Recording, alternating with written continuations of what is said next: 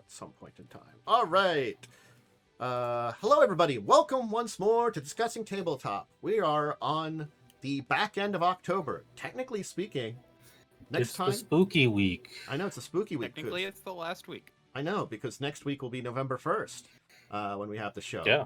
So, hey, end of October, finishing up the spooky with... I don't think there was spooky news in the tabletop world. They're never tabletop's not What good. is Warhammer news? Warhammer's kind of spooky. I guess we can give that. Yeah, I guess we can give that. It's got skeletons in it. How was everybody's week? How do you kind of define that? So, Oh, it was a week. I am getting over sickness. I've been sick since Monday. How about you, Worm? How would you define your week? Odd. Hmm. I don't know. Kind of big decisions made at work, and I still have no idea how it's going to play out. Oh, that Between kind of my stuff. bosses. Yeah. Yeah. Nice. Hopefully, good luck. Basically, my bosses had a meeting about the potential future of the company, and I have no idea what the results are because they haven't told us anything yet. Oh, that could be good. It could be bad, and it could be okay.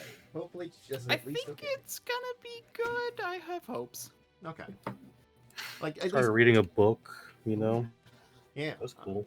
yeah. I had an okay week. You know, it was a pretty average week for me, so that's best I can say. But you know, still trying to like figure out I think it's this thing I've been thinking more about it is because my schedule is so chaotic, I have to plan things earlier, and then I can respond to other stuff later better. And I have to kind of switch it out where I'm like, you know, I kind of have to just kind of be a little bit more proactive and get things done more ahead of time so I'm ready for when things go crazy.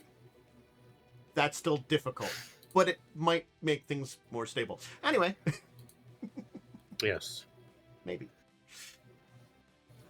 So we're not having a deeper discussion today because when I got to like 14 news topics, and some of these are pretty big, I'm like, we're just gonna talk. It was a big news week. Yeah, a lot of very interesting things came up. So why don't we dive in? Because hey, a lot of interesting things to talk about. So I guess we'll start with the first one, and that is the big old Commander update with their what they call brackets beta update. Oops, that's not that right there. Just put this in chat here. There you go. So Let me open this. yeah, this is the thing that they're working on their kind of bracket system and their entire idea about, I guess, their game changers, as they call it. Look, I've had this system explained by a couple of people, and it still is kind of like weird and also feels in certain ways very arbitrary.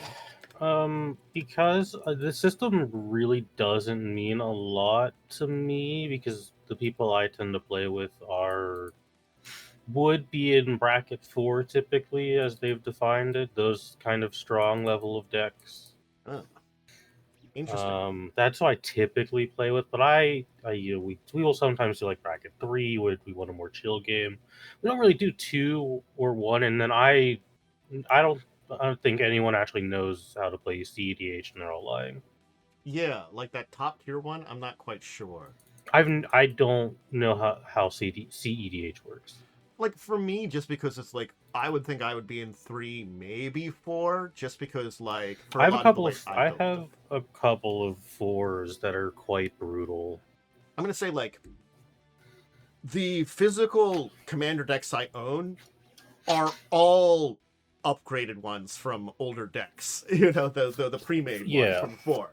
Like all of them are. I've switched out commanders in some of them and changed around a bunch of cards, but that's pretty much all they are, is just upgrades. You know, I don't build a lot of my own commander. I don't build a lot of my decks nowadays anyway. Yeah, like my opinion on the bracket system is ultimately we are hitting a point where it doesn't really matter because Magic cards on average are getting more strong in how they're like worded with abilities, because buy new thing stronger.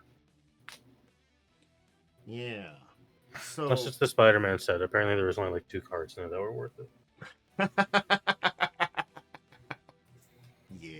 I mean, I don't think it's intentional. I think it's just people are like finding really clever ways to get around I think things. one of the problems is Magic and Wizards as a whole does have the unfortunate mindset of, well, we gotta get people to buy the new things, so we gotta put some like stuff in here that's stronger, to entice the crowd. What that leads to is I just buy the card off the internet. Yeah, and I don't necessarily think you need like big, fancy, strong cards. You could have a as strong as something else card that does something else. You know. Because Edge of Eternities was relatively, like, in terms of power, mid, I would say. But it's got a lot of really fun cards in it. Mm-hmm. That's, to me, what I care about. As long as it's, like, fun. That's why I'm like, I don't care about Spider-Man on design level, because none of the cards look fun. Yeah. That's an interesting one. Because, like, would have... What would we say, like, for Final Fantasy, then? Because I think that was the... VV. I mean, VV is the example of Final something that Fantasy stands out as too powerful, even for a lot of formats. Final Fantasy has a lot of strong cards in it, I would say. Mm. But that's like only a quarter of the appeal to the Final Fantasy set specifically. Yeah. I feel like most people are like, ooh, I could play with my favorite Final Fantasy character. Yeah. So... Which is why the cards are so damn expensive. Mm-hmm. So how do they regulate these brackets? So they regulate the brackets as they go into the article with like, let's see, because they've got like win conditions. How like advanced the win condition is one way to do it. How advanced the rules are in the deck. Yeah, like a bracket 1. I don't know what a bracket 1 deck looks like. Yeah, because again, it's supposed to be like how complex cards are you playing? Because again, it's the thing of there are cards that are more complex to use in every game. You know, are you doing just very simple, straightforward, or crazy? And I would even say you could have non-complex cards, because I have a deck that's entirely dudes with no abilities, but the commander is like, oh, creatures that don't have abilities can't be blocked. And then there's another guy that's like, creatures that don't have abilities get this stuff. It's strong, right? I think Spice uses that commander as well. Yeah. In the Shuffle Up and Play episode, I did see that one. I'm like, that's kind of neat. Like, the bracket system does not do a great job with explaining power. Yeah, and like the idea of these like game changers, which are, I guess, high valued cards that if you have them in your deck, it puts you up in shifts. They changed how the like mechanics of the game work in a lot of ways. Yeah. It's just, I don't know. It's a convoluted system that I feel like is needlessly complicated. Yeah. I think that's the best way to say it. It's a needlessly especially when, and they address this in this article, the pre-cons you can buy did not adhere to this bracket system. Yep. Which is why in this they've stated that pre-cons are no longer tied to bracket 2 like they said they were. Because I know specifically the Final Fantasy X commander deck has a 2-turn infinite combo in it. Which would make it a bracket 4. Yep. I think it's the thing of like a good precon is one that has at least a decent value and is on theme with what it's supposed to do and matches the commander. And at that point in time, I don't think it necessarily needs to be. That's why I'm like, yeah, it doesn't really need to be in a bracket, because they should just generally be, they should play out what they do. And when you're playing with them, yeah, sometimes they have these things that define them in these brackets. Some precons are gonna be inherently stronger just by their theming. Also, I should say, bracket 1 decks could beat bracket 5 decks. Yes. Because it's a commander game and it's a 100-card deck. It means nothing. Like, I think that's the thing is, yes, the bracket 5 might have more chances and a little bit of a one-up, but it's with Commander being a much more casual format, it's not like the fine-tuned decks of Standard or Modern or goddamn Legacy. Yeah. Like, I have seen truly some hot trash in Commander win games. Is it going to win games often? No. But it can win games still. Also, because you are playing more of a multiplayer focus. Yeah. I mean, like, there's also kind of a thing that I'm thinking about where it's all like, I mean, you could always just, not draw lands for 3 turns, and Exactly. You lose. Yeah. Just not drawing lands, not having enough to play anything. It doesn't matter how good your deck is. I experienced that this week. We played some games of Commander, and someone was playing a Landfall deck with the new Landfall commander from Edge of Eternity, and for 5 turns he drew no lands. And his deck didn't function, and then he was just out of the game. Yeah. Because his card draw ended up badly, and he couldn't tutor anything. Here's the thing that bothers me. Like, their expectations of, like, play at least 9 turns, play at least 8 turns before you win or lose. It's like 6 turns. I'm just like, really, in Commander with 100 cards, you're expected to potentially win in less than a turn or less? In a vacuum, these rules make sense, but they ignore. Sure, theoretically, if I get my God tier opening hand, I can win in 3 turns, but that's not gonna happen most of the time. Yeah. It's one of those things that and the rest of your deck could be unable to be could be completely unplayable, but because you have 1 kill switch. Exactly. It's one of those things because it is a 100 card singleton format. It is a lot more random luck. And I think that's one of those things is this bracket system just isn't great for it. Yeah, I'm not going to say that there aren't more powerful decks, but this is maybe there's really only been 3 levels. There's professional decks, beginner decks, and the casuals all in the goddamn middle, who are somewhere in between.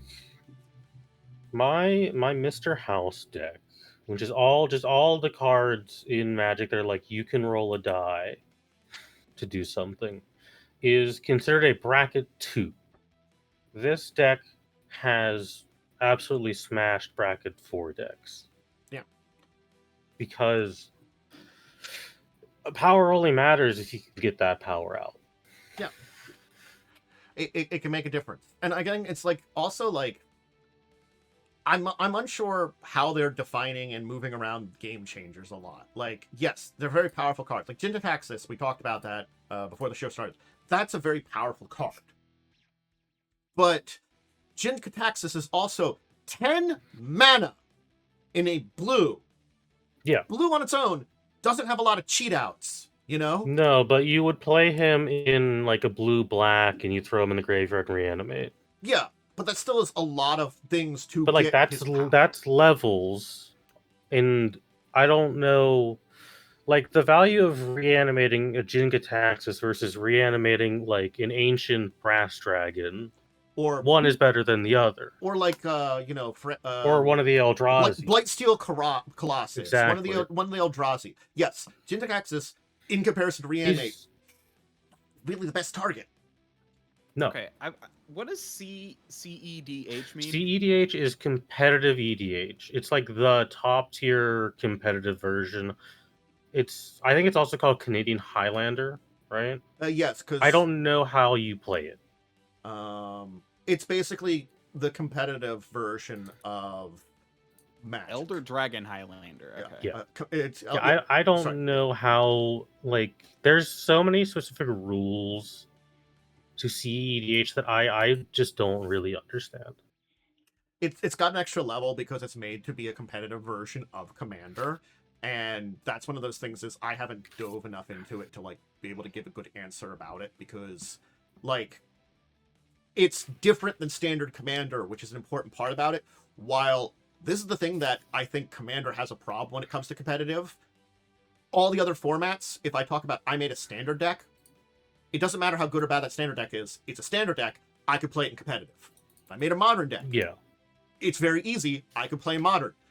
it's the same goddamn rules in a lot of cases. You know, Well, because Commander spans so many blocks and editions of Magic, yeah. it's a weird game mode. I don't understand it. I'll probably will never play it personally. So it's like they're doing a lot is the one thing I kind of have to say about all this. What is this? They've got 51 cards in the Game Changers of this time right now. Yeah, I mean, there's definitely some good ones in here, like the Grand Arbiter. He's just like, I think all of the tax cards I would consider a game changer, regardless of how strong they are. Yeah. This guy, is this Alchemy Opposing Agent? Opposing Agent. Where is The that? Opposing creatures. Agent might be an alchemy card. It's got like the. I don't know, because there's like so many weird versions of Magic cards. Yeah, I don't know what they're showing when I highlight it. I think it's the thing I say about all this is it's this weird thing of it's a lot more complex than it needs to be. And it was a lot easier when it was just a bunch of people that say these cards are banned. Yeah, I will say there is one good thing they've done to the bracket system. They've made it so every bracket can have tutor cards. Yeah. Which that's actually a good change, because otherwise lower bracket decks can't play with their library very much. Yes. I think that's the thing about Commander, because you are a large deck and it's a lot of singles. Having ways to search your deck is you very need that important. ability to search and shuffle your deck during the game. It's a critical part of what makes Commander a little different than an average Magic game. Because in an average Magic game, you might have a play set of things, so you don't have to worry as much. You might get a couple of those different cards you need. This searching might help you build whatever combo you got it part of in your hand, for whatever combos you have in your deck. So yeah, that's kind of where we are in the entire thing with this entire update. I can't call it bad or good. It's just this kind of weird in the middle of like, it's there because like, I'm just not up for the bracket system and the game changers. And it feels all too complex, but it is at least something. They also bring up a fair point like towards the end of the article about like, how do you decide what card is what? Because they use the example of Rhystic Study, which is a strong card because it's a card draw enabler, and no one's ever going to pay 1 mana to deal with it. Yeah. But it's like, would we ever ban this? No, because it's such an iconic card in this format. Yeah. That banning it is weird. I think it's sort of like when they use the example of like Sol Ring here. I think if they hadn't, in that very first Commander precons, put Sol Rings in, and we would have looked at it now, I've got to admit, because it's that 1-drop 2 mana, it might have been something looked on a little differently. But they made it iconic early on. Without context, when you look at Sol Ring, it's like, this is a very strong card. Yeah. But in the context of the Commander, it's like, that's trash. Everyone has it. Yeah. No, the thing got is, one. I remember, until Commander came out, all the printings of Sol Ring were like $50. Yeah. Sol Ring is now dirt cheap. Now, granted, the very old versions have some depends on like the printing, but you can get one for less than $1. It's of some printing. Yeah. They made it so, generally speaking, is accessible, which is good, but also it's like it's a powerful play, so it becomes integral to your. Basically, every Commander deck has, unless it's like a there's probably some decks though, but every Commander deck has a Sol Ring and an Arcane Signet in it. Yeah. There's no getting around it. Those are like the 2 only required cards. Yep. Isn't the land command tower there maybe too? Command tower, unless you're playing a colorless, because then it doesn't do anything. Yeah, I guess so. Unless you're playing. Because colorless isn't a color. Yeah. Because I can see like a colorless / like Eldrazi / artifact. Yeah, because your commander technically has a quote unquote color of colorless, but colorless isn't a color that command tower can do.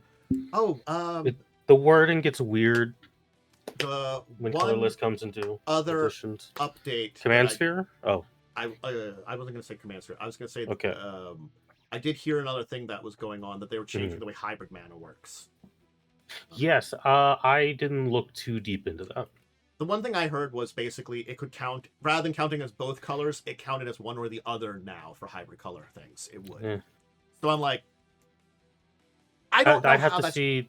Yeah. I'd have to see that in play to have an opinion. Yeah, that's one of those ones that I'm like... That's like a little too high level for me to visualize. I don't know how that's going to affect... I think that's something that will probably have more ripples on higher end play than lower end play. Because it's just sort of like, well, now I can play my white/green card in my just green deck.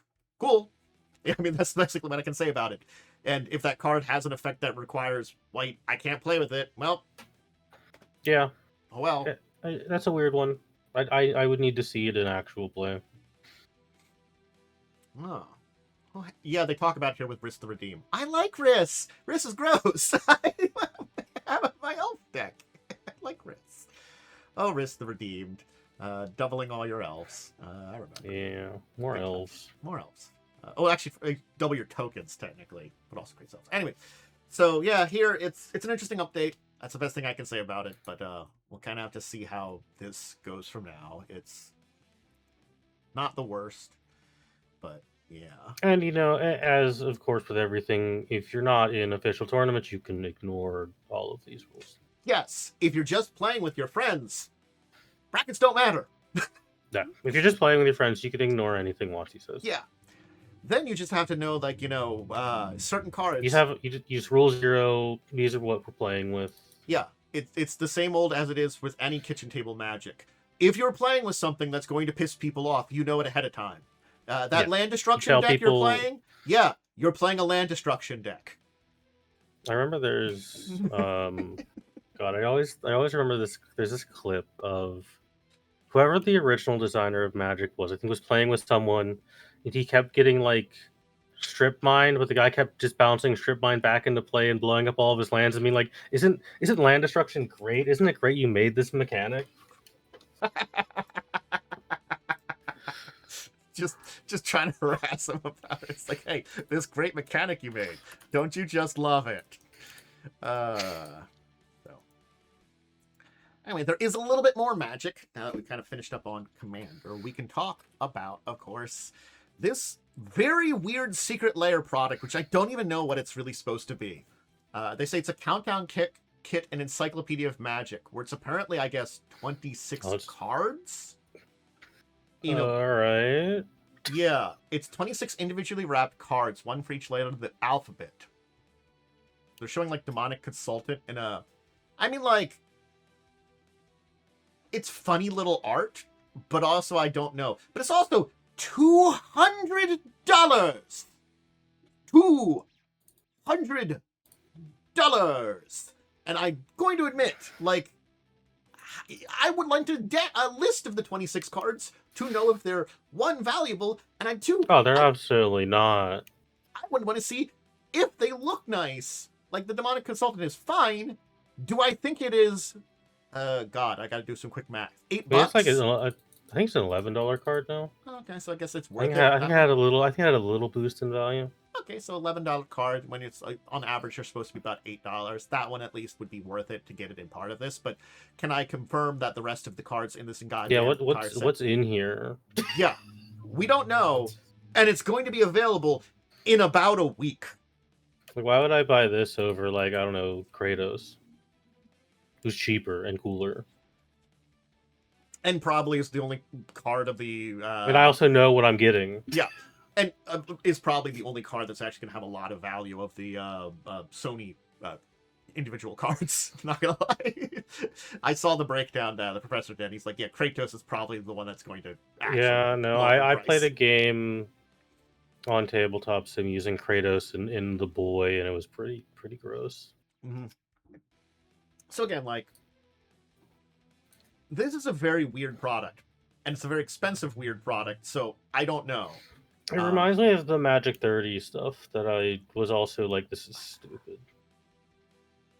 Here's the thing: they didn't need to sell a lot of those to make their money, and that's why I really hate that product. Yeah, I mean, people are gonna. I guarantee this is gonna sell out. First off, Hate that. I hate that. That's going to sell. it's gonna make them a bunch of money.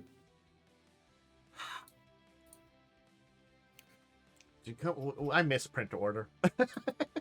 Dude, it's gotten to the point where I see secretly, I'm like, oh, that's cool. I'm not gonna bother because the website doesn't work half the time. Yeah, I think that's the other thing too. Is like it's just if I want an individual of the card, I'll just get that, and it'll be just worth it that way because there's just so much in these things that are just like, I don't want it. What, you don't have to compete with scalpers who are way better at manipulating the system than you? Yeah, It's just no. like so annoying. Like, just at least make the website work. I guess that's the other thing. It's the Like, website. you have all this money. At least make the website functional. Make it so like I can go onto this website and fucking know what there is to buy. Yep. I think that's the best thing to say about it is you make the website work. So, I don't know. It's available on the 3rd, so maybe It's gonna sell out in 10 minutes, guarantee it. Maybe somewhere they'll talk more about it and give more information. I don't know. I don't know. Magic is weird. We're in this like super cool point of Magic where we just like maybe talk about a thing for a day and then it's like, oh, new product. Here's all the stuff in this new product. Rest in peace, Tarkir, my beloved. You just absolutely got buried under Final Fantasy previews. Yeah. Rest in peace, anything good, because you're getting buried under Rest in stuff. peace, Tarkir. Just, yeah, fuck, dude. I'm sorry. I feel so bad because it was like, so bad that, like, I didn't even know Tarkir came out until after Final Fantasy was and out. it's like, I went back and looked at the cards, and I'm like, these are really nice cards. This looks Oh, like... Tarkir's a great set. Yeah, and it's just, it got buried under everything. Cards are also, I think, really cheap because no one, like, scalped them. Yeah.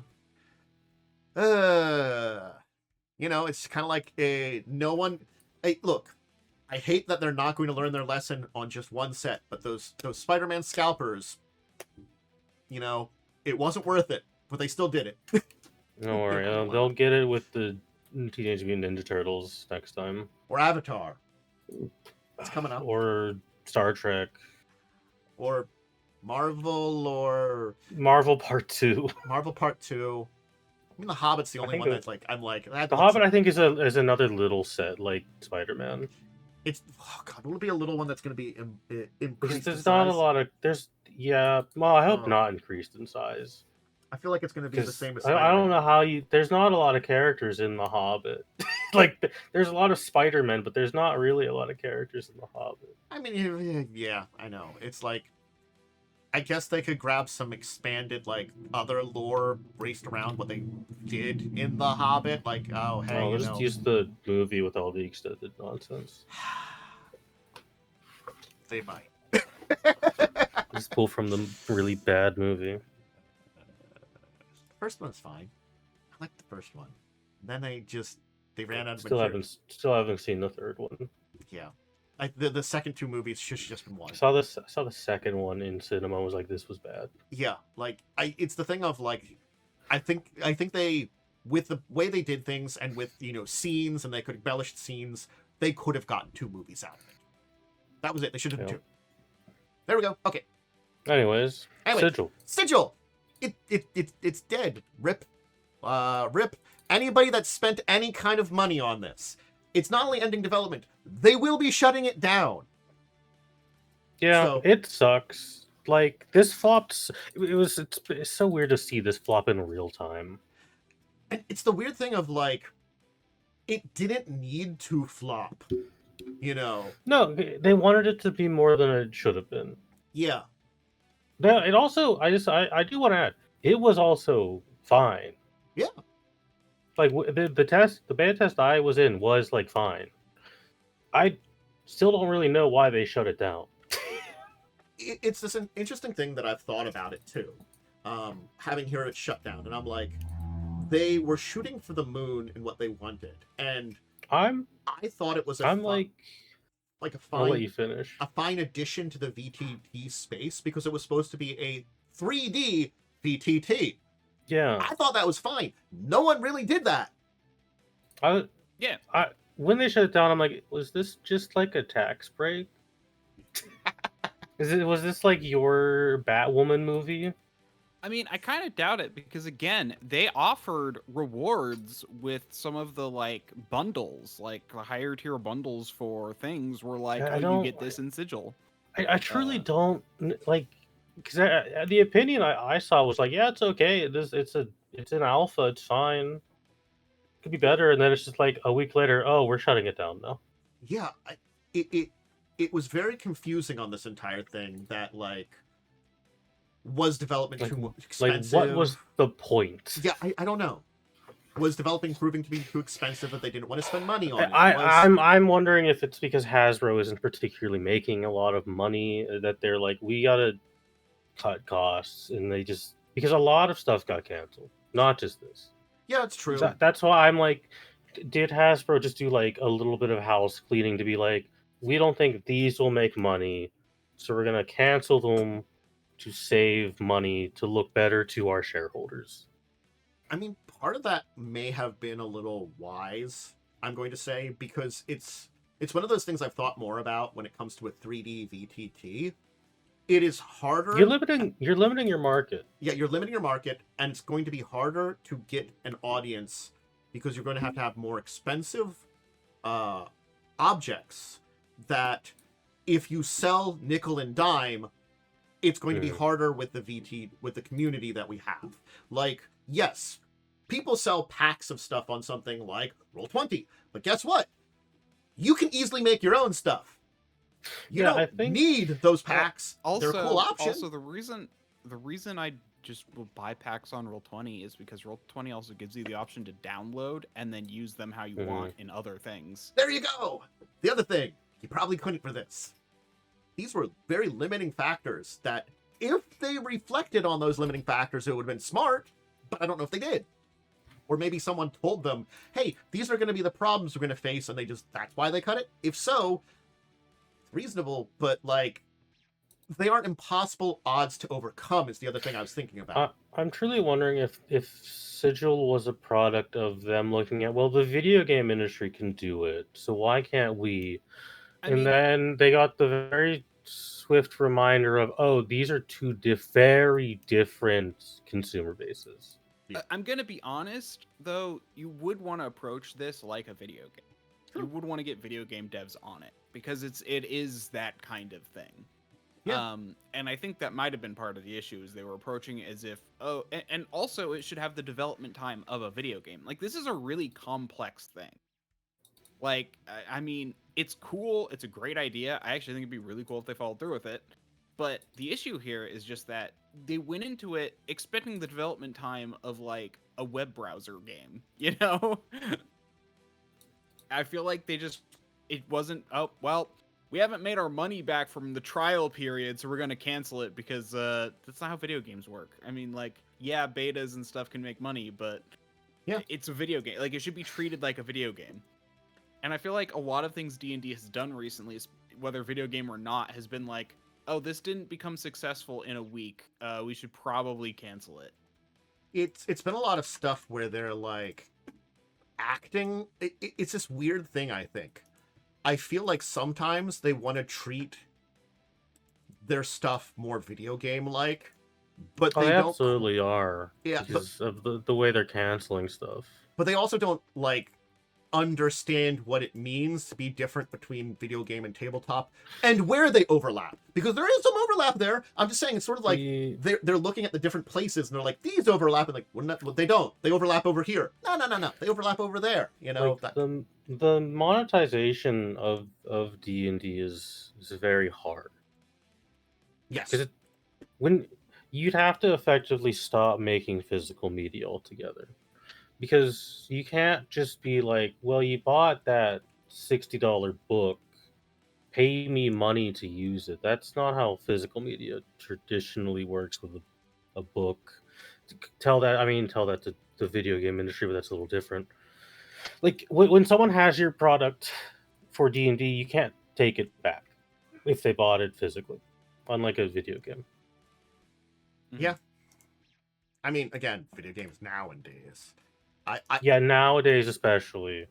I think it's also like the book industry is one, because this is part of the book industry, that we have gone to digital books, but you don't rent the books, you buy the books. You buy a digital version of the book that is yours. Yeah.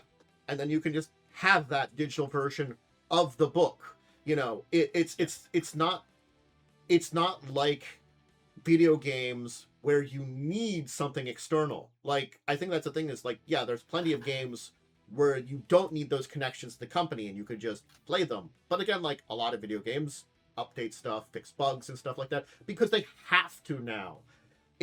I mean, yeah, I was gonna say, like, in our world right now, with piracy so easy and companies like nickel and diming so hard, it's kind of like this thing where if you actually need to be somewhat of a good company for people to just want to support you. Exactly. There's two reasons to there's two ways to prevent piracy. One is to be like a really good company and put out really good products so people want to support you. The second is to be more convenient than piracy. Yeah. And what's the D&D Gabe Newell quote that gets thrown around a lot? Piracy is like an issue of availability or something. Yeah. Yeah. If your product is reasonably priced and your product is very easily out there, people will want to go to your product first for convenience rather than try to search around for piracy. Like, piracy is the quote is piracy is almost always a service problem, not a pricing problem. Yeah. So, like, that's the thing is, I'm not going to lie. A lot of the books that are done by Wizards now are horrifically difficult to get. Yes. Mm-hmm. Like, you know, because not only do I have to get them, I either have to get them physically or through their website where it's only on their website. Your two choices are physical book, or you have to use Roll20. You could buy it off that, or D&D Beyond. And of those three choices, physical is still the best version of it. Mm-hmm. Yeah. But they're doing things. I don't know if you've noticed the past month or two, they've been pushing this product that we talked about it at length last week. So I'm not sure we should go heavily into it, but there's a product that you literally have to buy on D&D Beyond in a bundle to get. Yep. Which is absurd. Yeah, we were diving into the Forgotten Realms stuff they've been doing, and it's horrific. It's absurd. It's like this weird bundle of stuff, and it is like it is textbook DLC bundle for a video game in book form. Yeah.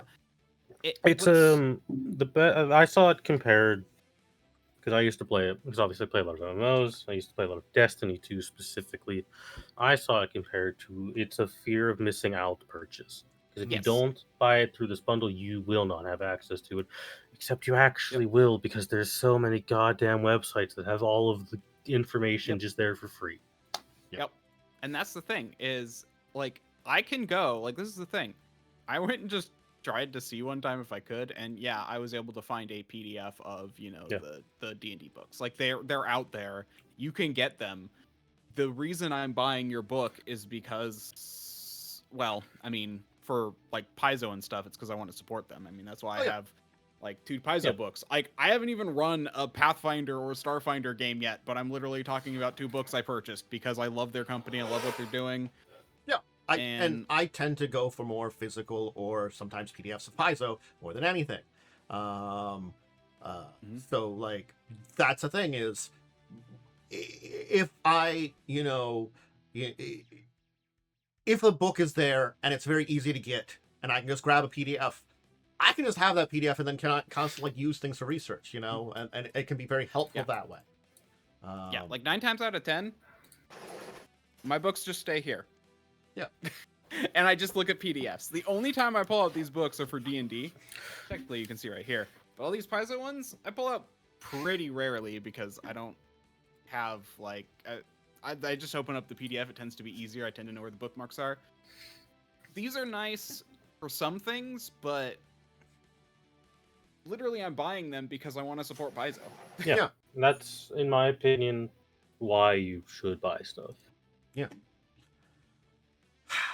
So I'm gonna reveal one secret to you, chat. I've run 5e for around 7 to 8 years now.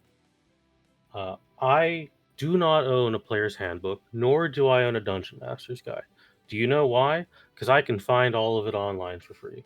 yeah, and you don't even have to find the books. Now, that's one of those things that I think is like it's a lot harder for D&D and maybe for like it's actually pretty easy to find the 2014 stuff at this point in time and the 2024. There's an entire website that has most of it that, like, you know, honestly, every time I'm trying to level up, it goes to. But like, Literally, Lighting and I have a website. We tell people go use this website. It's got I everything. just go over here and pick up this entire webpage called Archives of Nethys and say like, hey, exactly. Paizo does this well because again, they have all the mechanical stuff you would ever need to run the game, but they're like, hey, with some flavor and some other stuff and some art and stuff, you can check out these books. And you know what?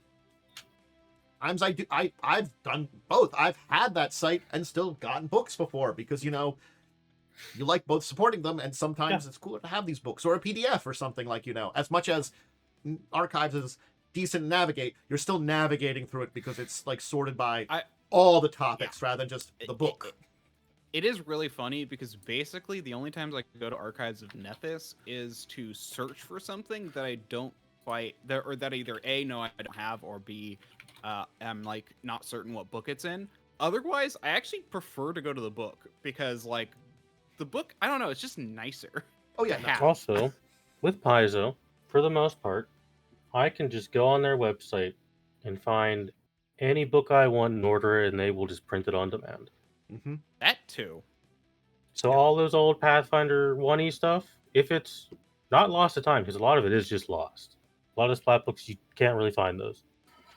Most of the stuff that Paizo officially made, through just them, print on demand on their website. Yeah. Yeah. WotC doesn't do that. No. So. Yeah. So it's just like, seriously, you're gonna do all this loopholes and FOMO, and I'm just like, this is not the industry. It's truly is like, they're trying to run a video game company in an industry that will likely not accept it. Honestly, they're trying to run a trading card company. It seems more like. Well, they're trying to run their trading card company like a video game, and their book company like their yes, trading card. Like that's the thing. They're taking way too many lessons that has made them money in Magic to like try and push that onto D&D. I can see that's what's happening. Is they've been able to stretch Magic in a direction towards what they do in the video game industry, and because they're able to stretch that, they're like, we can do that with D&D, and I'm like, it's a different industry. And the problem is, I'm saying there could be a crash in Magic. I don't know if there'll be a full crash like there was back in the day, because there was one, but like, you can only stretch things so far, and they're stretching it very problematically in Magic. This is a huge conversation to have. The reason, of course, I think everyone at this point knows is the only thing is keeping Hazard afloat is Magic and D&D.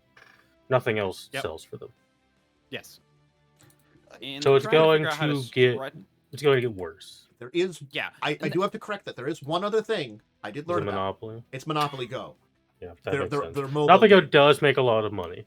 Yeah, their mobile game makes a small percentage too, but it's like 5 to 10% of it's not a huge amount of the overall profit they make. You know, the majority of what is keeping WotC or what is keeping Hasbro from having to downsize is D&D and Magic. Especially and that's the thing though, they like took all of the and this is the thing I don't understand. It's like, cool, this is what's keeping you afloat, therefore you should invest in it. Well, it's the Square Enix problem of, hey, the only franchise keeping us afloat is Final Fantasy, but every Final Fantasy game does not sell enough despite selling millions of units, so it's not enough, so we won't put more money back into it. Yeah. Instead, we'll go for cheap gimmicks like NFTs.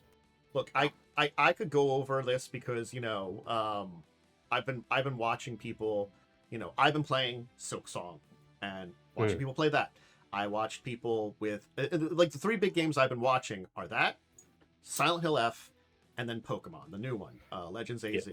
And they are three different things, but you can easily compare them very heavily, and it does reflect upon some of this stuff here. Like, I'm not going to lie. What I can say is, I'll just kind of summarize this on the thing of like, some of those problems are like, investment back into it is important because it helps develop things and puts you in a direction and keeps you on the good graces with your people. And like the Pokemon game, that's a perfect example of it.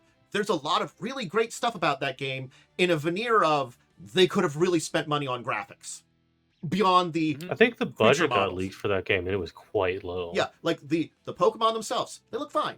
The characters themselves, they're fine in their style. Environment looks like iffy. Yeah, the environment's iffy. Bland. Yeah. My favorite was someone compared Pal World like screenshot and then a Pokemon AZ screenshot. Yeah. And it was just like a night and day. Yeah, because funny. The world isn't good in that game. But again, like having watched it, I'm like, this seems like a very fun game. This seems like, everyone has told me it's a really good game, but it just Nintendo needs to put more investment into it. Well, more investment and also price point, and that's an entire thing. That's an entirely different conversation. Just announce a $20 DLC before the game comes out. But price point then comes back to our original conversation because, hey, we were mentioning things like the bundle that you have to buy to get certain things, and that's a price point issue. Because it is. And also, that gets back to talking with Magic because they keep pricing shit up, and it's very expensive to have these universes beyond because they're more expensive, and you're pricing people out more and more. Yep.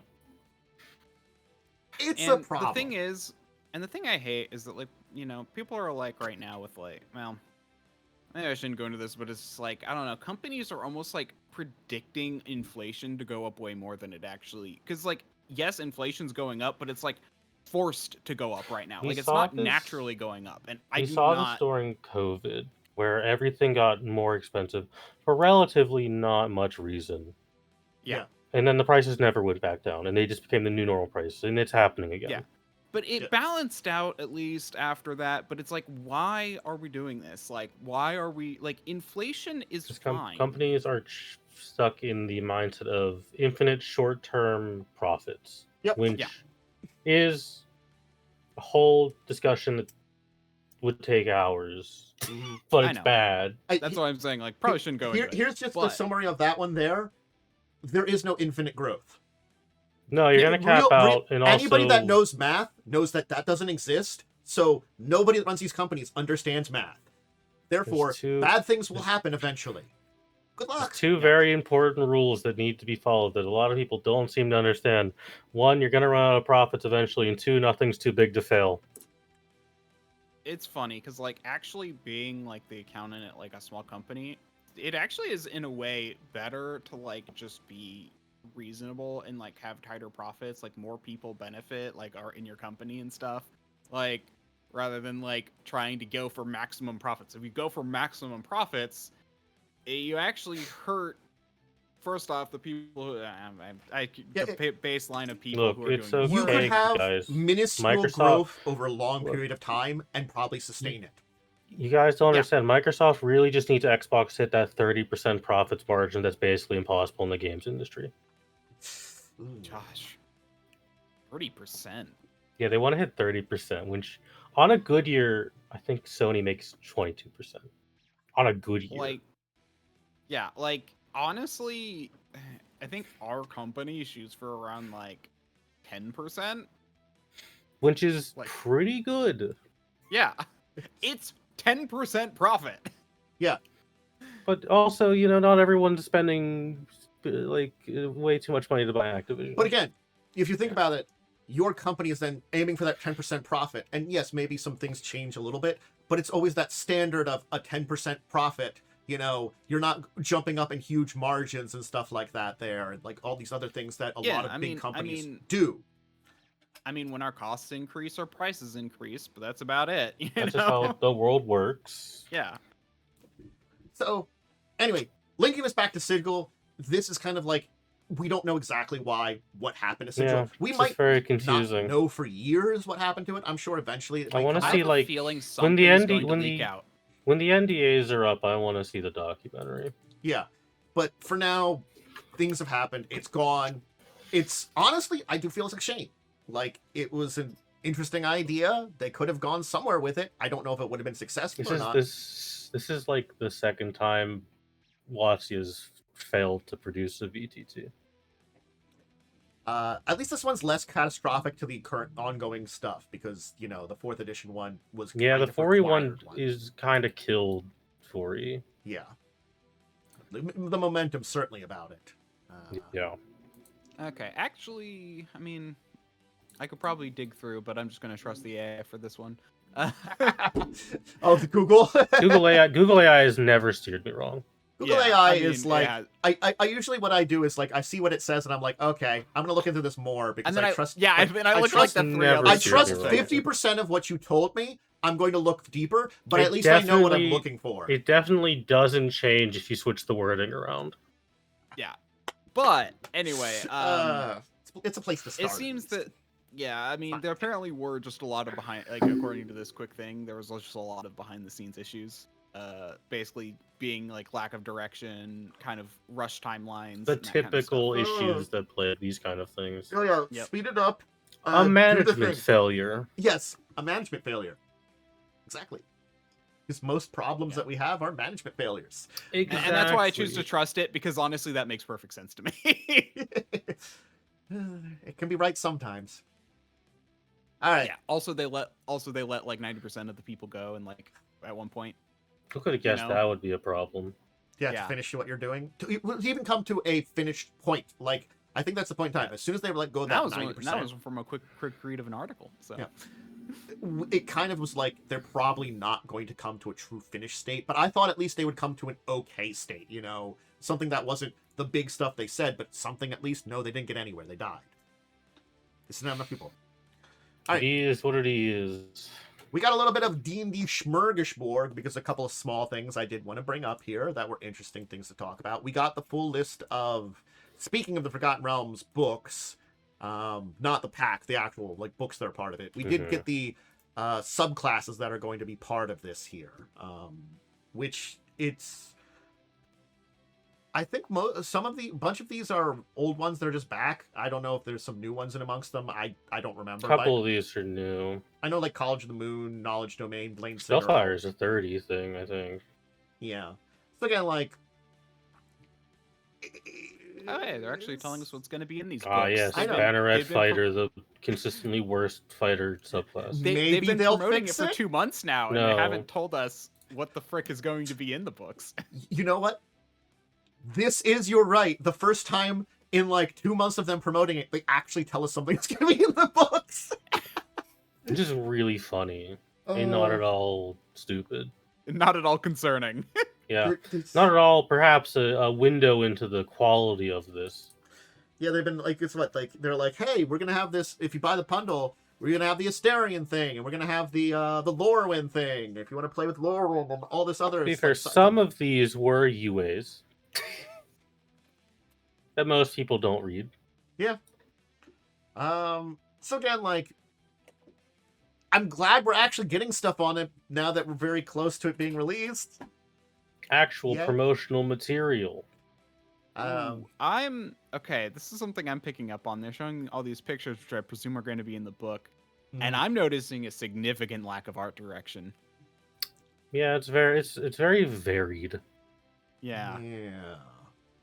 I mean, that's probably fine, but at the same time, it's always jarring. I don't like books that do this unless I know it's really low budget. I feel like, come on, you can get artists who are capable of sticking to a style. I think it's actually good because it does represent the varied appearances of things in D&D. Yeah. That's fair. Again, it depends, but I don't know. I've always felt like it shows kind of a lack of cohesion and cooperation. And if they do a good job of displaying, because Faerun is a very culturally massive area. It's it's the equivalent to like all of Europe, and all of Europe has a lot of different regions and stuff like that, from Southern Europe to Northern Europe. So maybe they're trying to display that very well. I don't know. But if you want to read some summaries on the classes for the new and old ones, they're there. So here's the other thing related to 2024 that I did want to mention, and it's this one it's another comment about how this is both correct and incorrect, is one of those things that I look at. The rule books put earnings very high for them. But again, like, this is one thing I talk about that I don't think people talk about with the 2024 stuff is, yes, it was always going to be. Because D&D is more popular than it has ever been.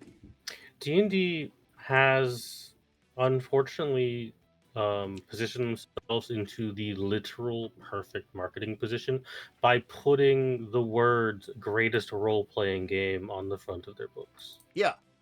So it's sort of like, when they tout, oh, it's the greatest thing ever, I'm like, that wasn't difficult from the position you're coming in.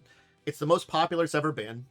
It's a full release that you're having now. So, like, yes, if you're making your most sales for a book this quick, that kind of makes sense, because everybody else that's got into it in the last 10 years have either not gotten the books and just had their friends do it, or, have gotten it over that 10 years. I would like to see how many books were sold of 2014 over the entire course of it, and then see, like, what comparison is, how much percentage of that.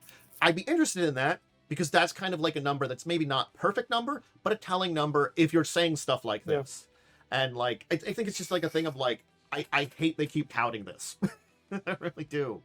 I make no doubt that it's making a good chunk of money. Yeah. Personally. Yeah. No, like, that's the thing. It actually, and that's the thing. They say D&D core rulebook off to strongest ever start for D&D books. It's like, first off, it is very much just like, first off, you're already in your core market. Like, your market's at its highest point ever. Of course, if you release a new book, it's going to be high. Exactly. But here's the issue I have with this, and that is, it was actually really bad. Like, their start with their 2024 was they did really fumble. Bad. They did fumble a lot, but I will say, having played with the actual 2024 rules, I do quite like them. Yeah, and that's the thing. It took, like, the issue was there were a lot of the issue was that, like, they didn't make the pre-sales they wanted to, but they did eventually make a bunch of sales later. Yeah. Which actually goes to show how the RPG market works. Yeah. People aren't going to buy things they don't know in the RPG world. Had a very confusing release because I think the biggest problem was no one really knew what it was. Yeah. They do a very good job at saying what it was. Yeah, and they focused so much on kind of the marketing and the hype that they didn't go into, like, I don't know. You're literally talking about people who read rule books. You really think they're not going to want to know how things work? And again, I think just naming it something slightly different would have also helped too. Instead of just that too. Because I'm sorry, having to now delineate D&D 2014, 2024, that's different than like 5e, 4e, 3e, 3.5, revised, AD&D, it doesn't roll off the tongue because it's numbers, you have to kind of say them all. I would have preferred honestly, like, Pathfinder revised. I would prefer D&D 5e revised. Like, I think that is what I think that's what they should have called it. They should have called it the revised edition. Yeah. Because that's all it is. Yeah. And that's kind of the thing, is I think it's just like nobody wanted to get something that had nothing, like, and that's the thing, the calling it 5e still, it's like, oh, it's still 5e. It's like, well, then why do I need a new book? Yeah. People are stupid, and they're going to go that way, where it's all like, if you don't make it clear what the difference is. Yeah. And it's 5e 2024. Okay, what does that mean? I think when we talk like we're a year out, it's been successful. Yes, it's taken a year to get to this level. Yes, we were going to assume it's going to be very big, again, because, as you said, top of the market, and it has taken that long for those people that, why would I need this book, to be like, oh, okay, it's slightly different, I guess I can get it. For those people that could, or would want to, maybe like, oh, I didn't get the original one, my friend has it, I guess I can get this one, things like that. Yep. And like I also know like there was a person in another group who's like they wanted to finish their campaign before they bought the new book and tried the new thing. Yeah. You know? It's kind of just like this is why I just hated the whole hype thing that they tried to push. They're trying to push FOMO and I just don't get it. And like I just like I think the way they word every time they talk about it makes me think that they're not going to learn any lessons from this, the important lessons on how this all works, and are going to make bad choices. And like I'm like, hey, you know, I like this game as much as I have complaints about what goes on D&D.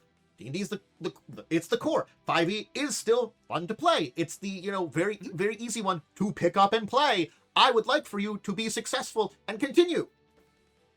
Please stop doing stupid shit. No?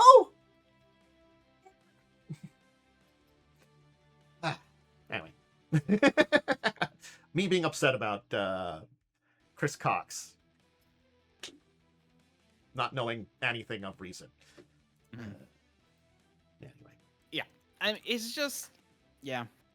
There's very much just, 2024, and that's the kind of the thing, though, is just like, okay, 2024 is cool. There's probably just as many, like, fixes you have to do as a GM anyway. And that's kind of the thing, too, where it's just all like, there is, probably. you know, like, some of my favorite, like, again, Wizard's probably my favorite class in D&D. But, like, I feel like they took away some of the things that I loved about Wizard. Yeah, they fixed pretty much all of the subclasses, which were terrible, but they took away the rest recovery thing, like, or they made it so much weaker. So it's like you can recover a certain number of spell slots for a short rest, but you can only do that like once per long rest. Yeah. So it's kind of just like if your group wants a short rest, and that's probably going to be the only short rest you have for a day. Yay. I guess I'll recover the spell slots. Can't use it again, even if I don't get them all back. Oh, wait, we rest again later? Dang it, I misused it. You know, it's like... Yeah. They I like that. Again, I think it's like... They did have the ability to trade out spells at a point, which I like as well. So there's like other things. Yeah. So it's like, yeah. 2024 is, again, like this weird thing of it's got a lot of really good updates, but then it also does a lot of bad things. You know, it's a system. I feel like it's very much 2 step forwards, 2 step back, and it's kind of just, in my opinion. I have precisely one complaint about 2024. It's the fact that in the sorcerer's little table for levels, it says prepared spells and not spellstone. That is the one thing that upsets me. It's little things. Because sorcerers do not prepare spells. So, a little bit more D&D before we finish up, and that is because I think it's cool and I like it. WizKids has a big old Kracken model. Hey, Kracken. I know. I just wanted to shout this one out because I'm like, occasionally WizKids do these really cool like big old icons and stuff, and a big old Kracken, $70. I'm sure it's not like the giant ones. I don't know the what does it have the actual size on here? 100 millimeter base. So that's pretty big. Yeah, it's pretty big. It looks neat. So, and then the last bit of our little tour onto D&D news is they are getting a reprint of Lords of Waterdeep, the D&D adjacent board game done by Renegade. Fun. Yeah. Came out 2012. Yeah, it's quite old at this point. The grip of death comes for me as I remember when that game came out. Me finding out Fallout 4 came out 10 years ago. I know. Oh my god. Anyway, it's a fun little game where you play as the Lords of Waterdeep. It's basically a resource management game. Kind of fun. It's interesting. Yeah, you take on the role of masked lords, you know, and all have a special win condition that gives you extra points. I'm glad it's getting a reprint. It does seem like, as they're saying in the article here, that Renegade's taking over a bunch of stuff, as having good deals with Hasbro.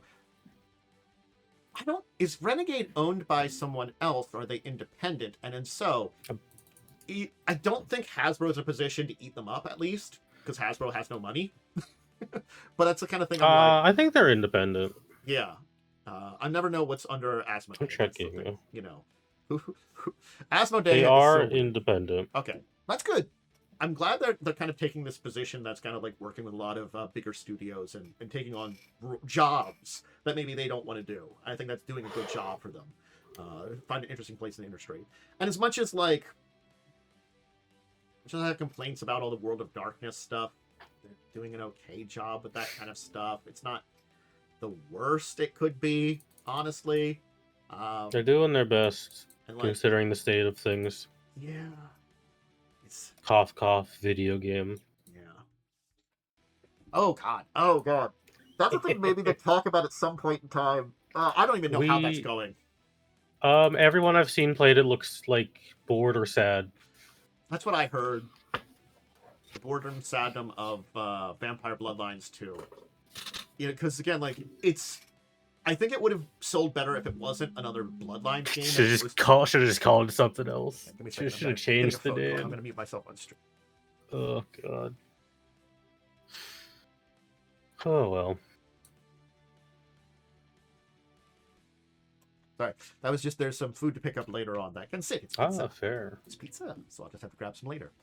Yeah, so it's again like Lords of Waterdeep, fun. There'll be some reprints coming out. I'm muted. Thumbs up. Dadgummit. Yeah. Yeah, I was just gonna say, yeah, Vampire Bloodlines 2. Yeah, that had a bunch of issues though. That was like literally in development limbo for a long time. Again, like it's a different type of game now too, which again, like I feel like if it was, it's made by a studio I really like, but they don't make RPGs, so it's not an RPG. But yeah, Paradox. I'm actually I didn't realize they made it. I just looked it up. The Chinese Room famously makes walking simulators. So I don't know why they were really given the game. Yeah, I keep seeing that so many times that like companies that shouldn't be given tasks are not given those tasks. Like, I can pull the camera back here for just a second and say like when there's an example of something done at least within the wheelhouse, you know, they do an okay job. Like I mentioned Silent Hill F earlier, but I'll say like, hey, Silent Hill 2 remake. You know, I've by all accounts, I thought that was gonna fail. Yeah, but Blooper Team, people behind it, did horror games before. Not like that, but they actually not good horror games. Yeah, but at least it's in the wheelhouse. Yeah, they at least have like experience with horror. Yeah, so I'm like, you at least have something to work with. This was a case of no. Yeah, the Chinese Room doesn't really make action games. Most of their games are walking and hiding from things.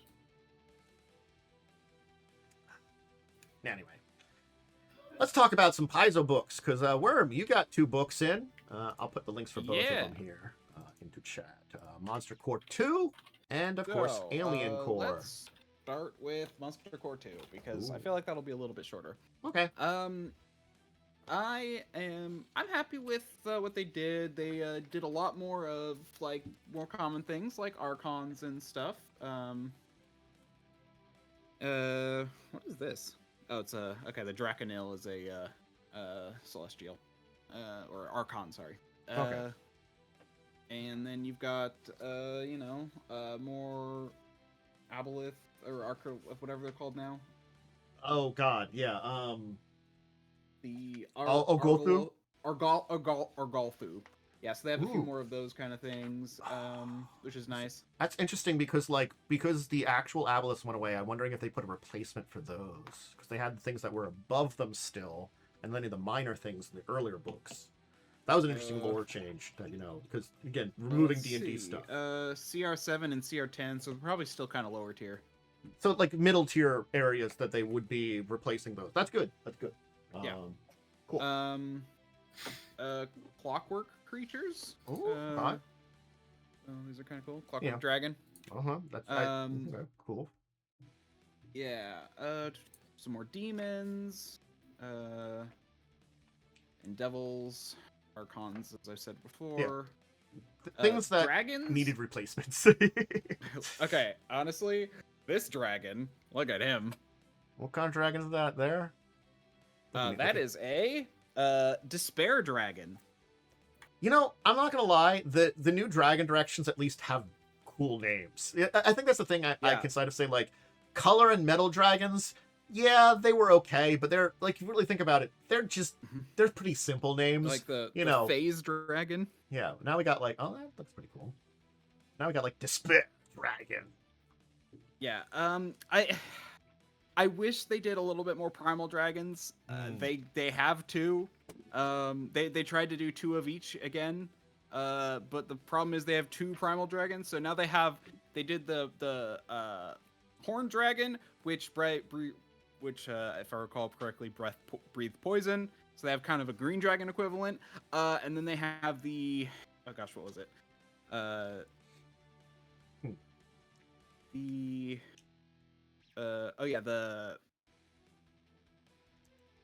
not just their coral. They have the coral dragon, which is water. And the cinder dragon, which is fire. So that's basically the red dragon. Okay. So they have some, but I wish they kind of aren't they doing like a pure dragon They book? are doing a dragon book coming out. Yeah, so in they'll early December. probably Yeah. they'll hopefully cover a lot of the other bases for replacements there. Because Yeah. clearly, like those replacements are going to be primal. Makes sense there. So we're just gonna need a lot. I think that's also I have some. good because like I I also have the House Drake. with the Draconic Codex coming out, that's kind of where a point is like there's a lot of like dragons in Pathfinder lore that I really just want to know what kind of dragons are they now? Do you have an equivalent? Do you just tell me what they are? You know, just what kind of dragon they are now? That'd be cool. Just so like, you know, we can just switch them out. Yep. Thumbs up. We have a fire fox, or sorry, an ember fox. Ooh. Firefox. Cool. Yeah, a bunch of elementals. There's one more thing I kind of more wanted to point out. What was it? Oh yeah, they have the mimic in this book. Oh, interesting. Does it go the classic that everybody does and still have a treasure chest? Because I mean, like, that's everywhere still. So D&D doesn't have that. So, I'm looking at you, Dark I mean, Souls, and a lot of other things that have mimic treasure chests. Here we are. This is the mimic picture. Oh, it's a bed. Ooh, that's evil. Oh my god, that's, Right? That's pretty goddamn evil. The bed mimic. Oh Yeah. man. Ooh. Yeah, basically, if someone physically touches or interacts with the mimic, they get to make a Jaws strike before initiative is rolled. Jeez. The ability is called Object Lesson. Mm-hmm. So that one was good. There's one other thing felt was worth pointing out. Oh, they have the nope, not pangolin. Penangal. Penangal. Why can't I speak today? Penangal. The Penangalan. Oregon This the Oregon vampire. Yeah. Yeah. Of Eastern Asian lore. Mm-hmm. Cool. And then they have a bunch of psychopomps in here too. That's good. Yeah, so which is good because I don't think they had any in the last one. No. It does And look then like they they're have doing some good extra stuff. rules for they have extra rules and options for zombies and skeletons. I'm not gonna bother showing. Okay, that's cool. Yeah, so for making your own, they have more stuff. They got some good direction, it seems like, with a lot of stuff then. Yeah. Cool. Also, Nosferatu vampire type. Oh. So it's a different type of vampire. Yeah. I was wondering if they were going to revisit that, because they might have revisited it in second edition already, but that was something that was in Carrion Crown. You encountered an Nosferatu. Yeah. That's pretty much, yeah. So I think it's cool because they've focused on adding a lot more of a variety of things, which is good. It's a clear direction. Yeah. Demons, devils, etc. Yeah. Expanding on some of the larger groups and then still adding a lot of other stuff for different areas. That's good. Mm-hmm. Yeah, and it's a nice mixture of new stuff and replacement for old stuff. Yeah. I also do like how they went over a lot of creatures that they've added as races. They've added a lot more, like the Tanuki. So you got the Tanuki. I saw Nagaji. I saw a dragon blood. Okay. Trip key are all in here. Yeah. So they got. Oh, and they also have like 6 trolls. Yes, that's a thing. I think that was a thing that was very good they started doing, was they made trolls be more like weird elemental creatures of different areas. Trolls are so interesting in in Pathfinder. This is a CR24 creature. Is that a spawn of Rovagug? No. Oh, what's it called? Wait, maybe. That's a Titan. Oh, it's a Titan. Oh, a Titan. Yeah.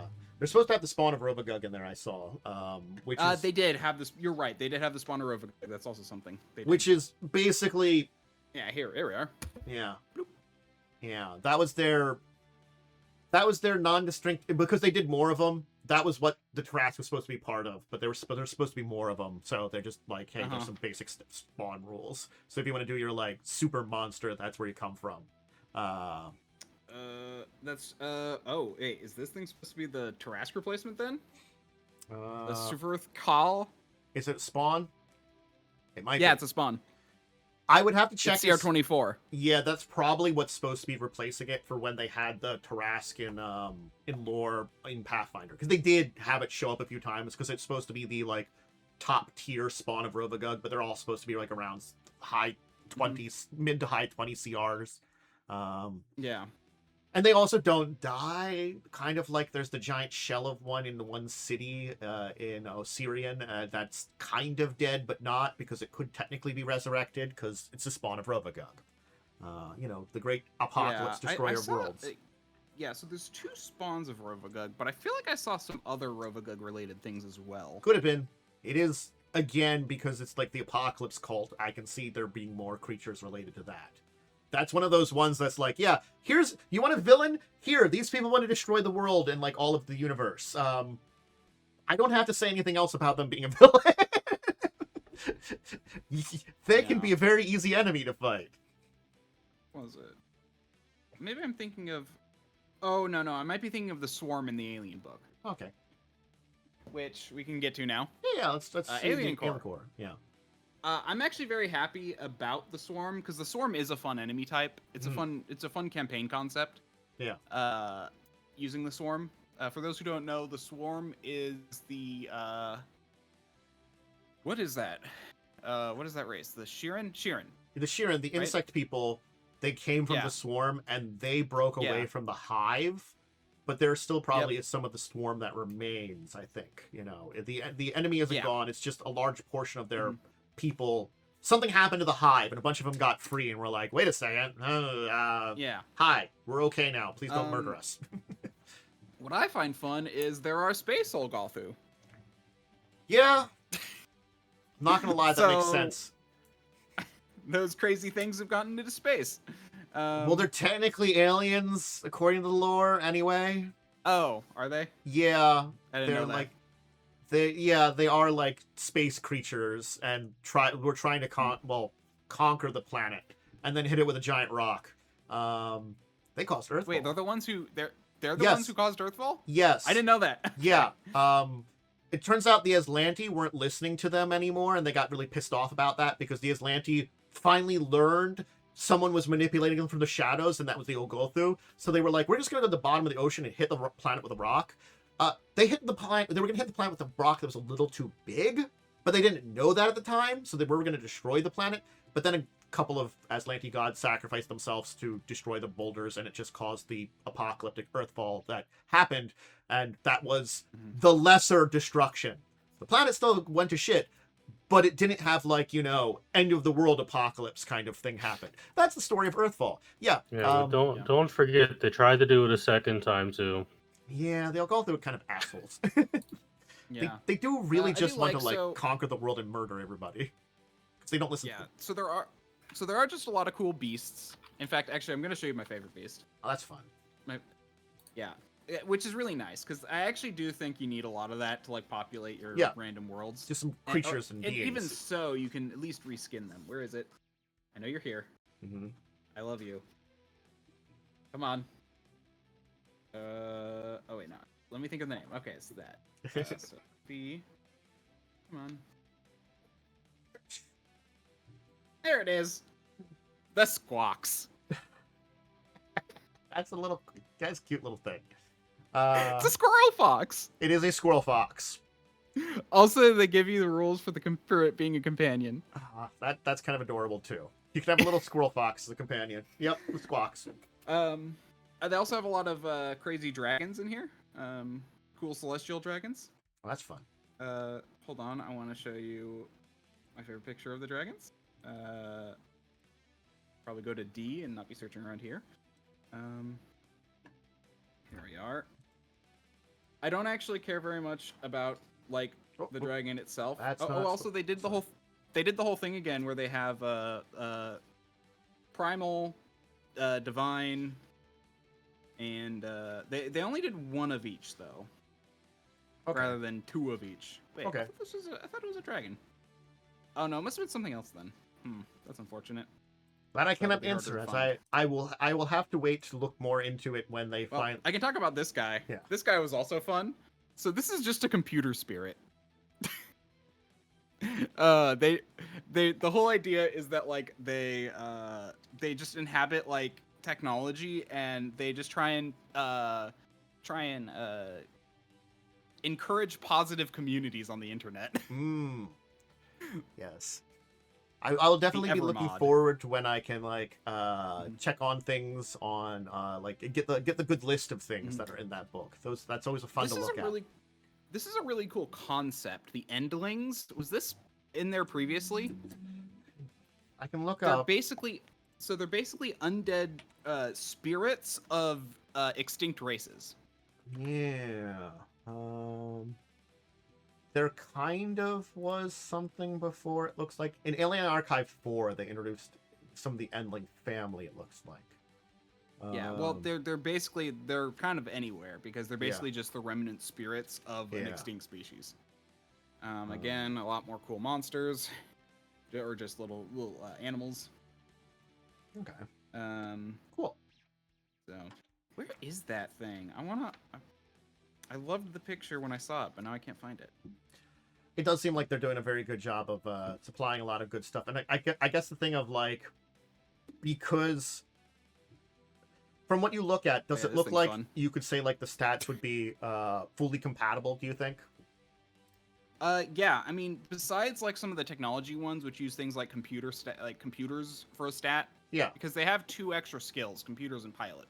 Mm-hmm. With that being said, you can get piloting as a a lore skill in D&D, in Pathfinder. Okay. So you could in theory use that as a replacement because it's just rare. But computers, obviously, if someone's using computers, probably doesn't belong in Pathfinder, but well.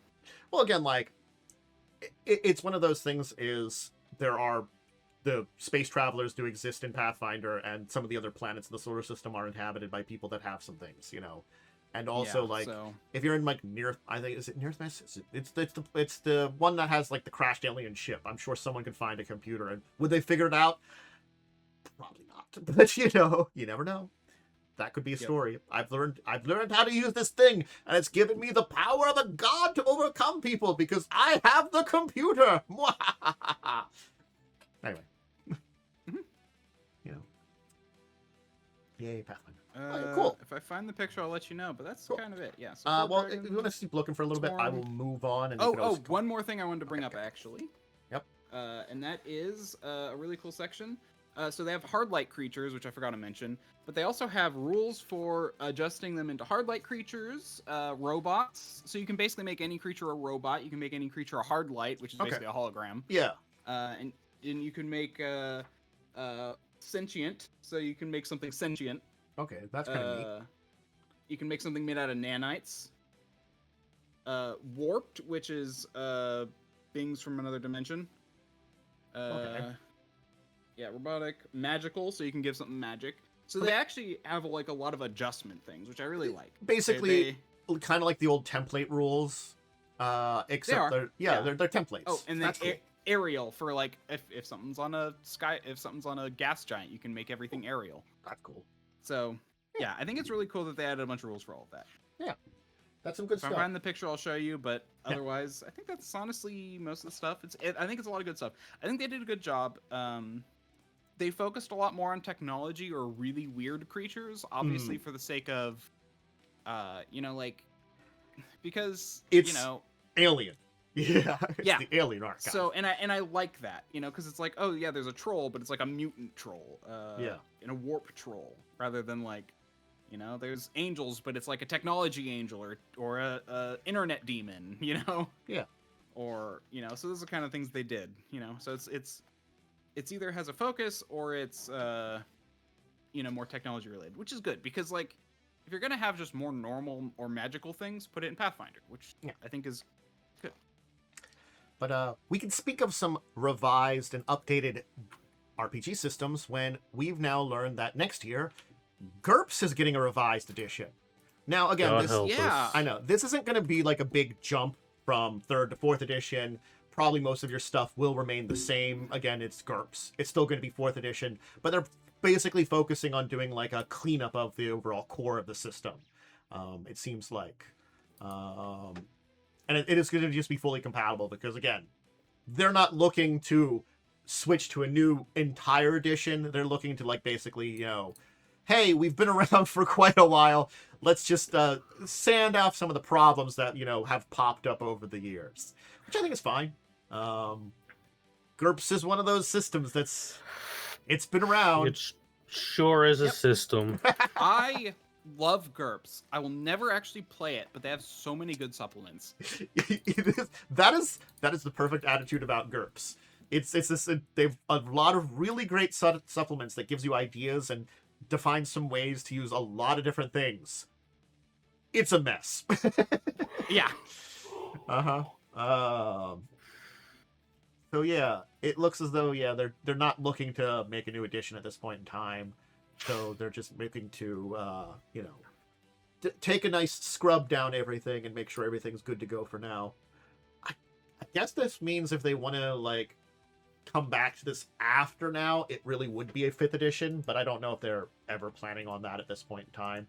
Because I get the feeling that a lot of what like Steve Jackson does is like when it comes to GURPS is just reprints of the old stuff, and it does a fine job because there's a lot to reprint. Yeah.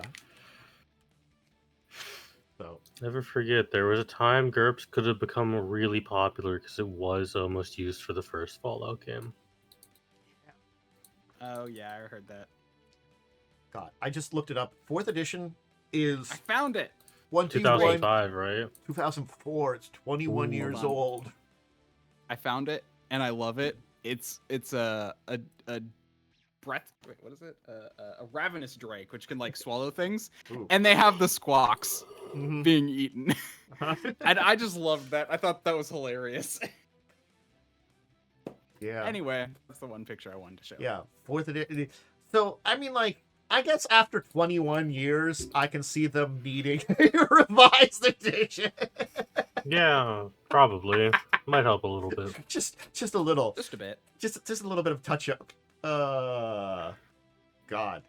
Yeah, it does seem like, they're announcing it as, they're like, we're already done. We just wanted to tell you that we're going to do it, when we finally got it all done, rather than being like letting people know ahead of time. So they're like, hey, yeah, we're doing it. So, I mean, that's fine. It's a rehash of a classic, and hopefully we'll get some stuff. So it sounds. Oh gosh, yeah. So one of the things is like, for a 21-year-old game, this makes sense, but it's like there's some rewriting, as in number 3, it will be to remedy some particularly offensive and unclear passages. Offensive or unclear passages. Yeah, I mean, like, No. it still was 2004. It's a different time period still, Thing to think about. Yep. Another one that's getting a new edition is, of course, Warhammer Fantasy is going to be getting a 5th edition coming out. Good. I don't know a lot about. I think we've kind of talked about Warhammer Fantasy, but I don't know a lot about how good or bad 4th edition was. It's meat grindery. Okay. So hopefully they can cut down on that a little bit. Yeah. Okay. It's supposed to be backwards compatible with 4E, retaining classic D100 system, set in a similar time period, and there'll be a conversion document. I think that's fine. Simple between editions. I mean, I talk about For- fourth and fifth editions of Shadowrun, where there's just a simple document to convert between them. They're pretty close to each other. Yeah, 4E of Warhammer Fantasy roleplay, whatever, was just the modernization of kind of 1E and 2E. Mm. So hopefully the 5th edition is more of a modern game. Yeah. Because I personally think that the Warhammer roleplay games are fine. They are a very different kind of game to what is a more modern role-playing game. They're very Okay. brutal, very, very, very meat grindery, very, hey, bring like 3 character sheets. Yeah, it just seems like they basically don't want to bother doing a lot of re-releases. That's why they're trying to keep it at least compatible enough, so that they don't have to re-release a lot of books. That's honestly not a bad thing, because again, like, we're not these companies aren't like Wizards and Paizo. They can't release a lot of these, Like, Games Workshop is big and can fund a lot of stuff. Games Workshop is not a megacorp. Yeah, and they've handed this off to Cubicle 7, which I'm pretty sure aren't the much people. Smaller, much but smaller. very good at doing role playing games. Yeah. Mm-hmm. So, yeah. Glad that hopefully it's a good update. Yep.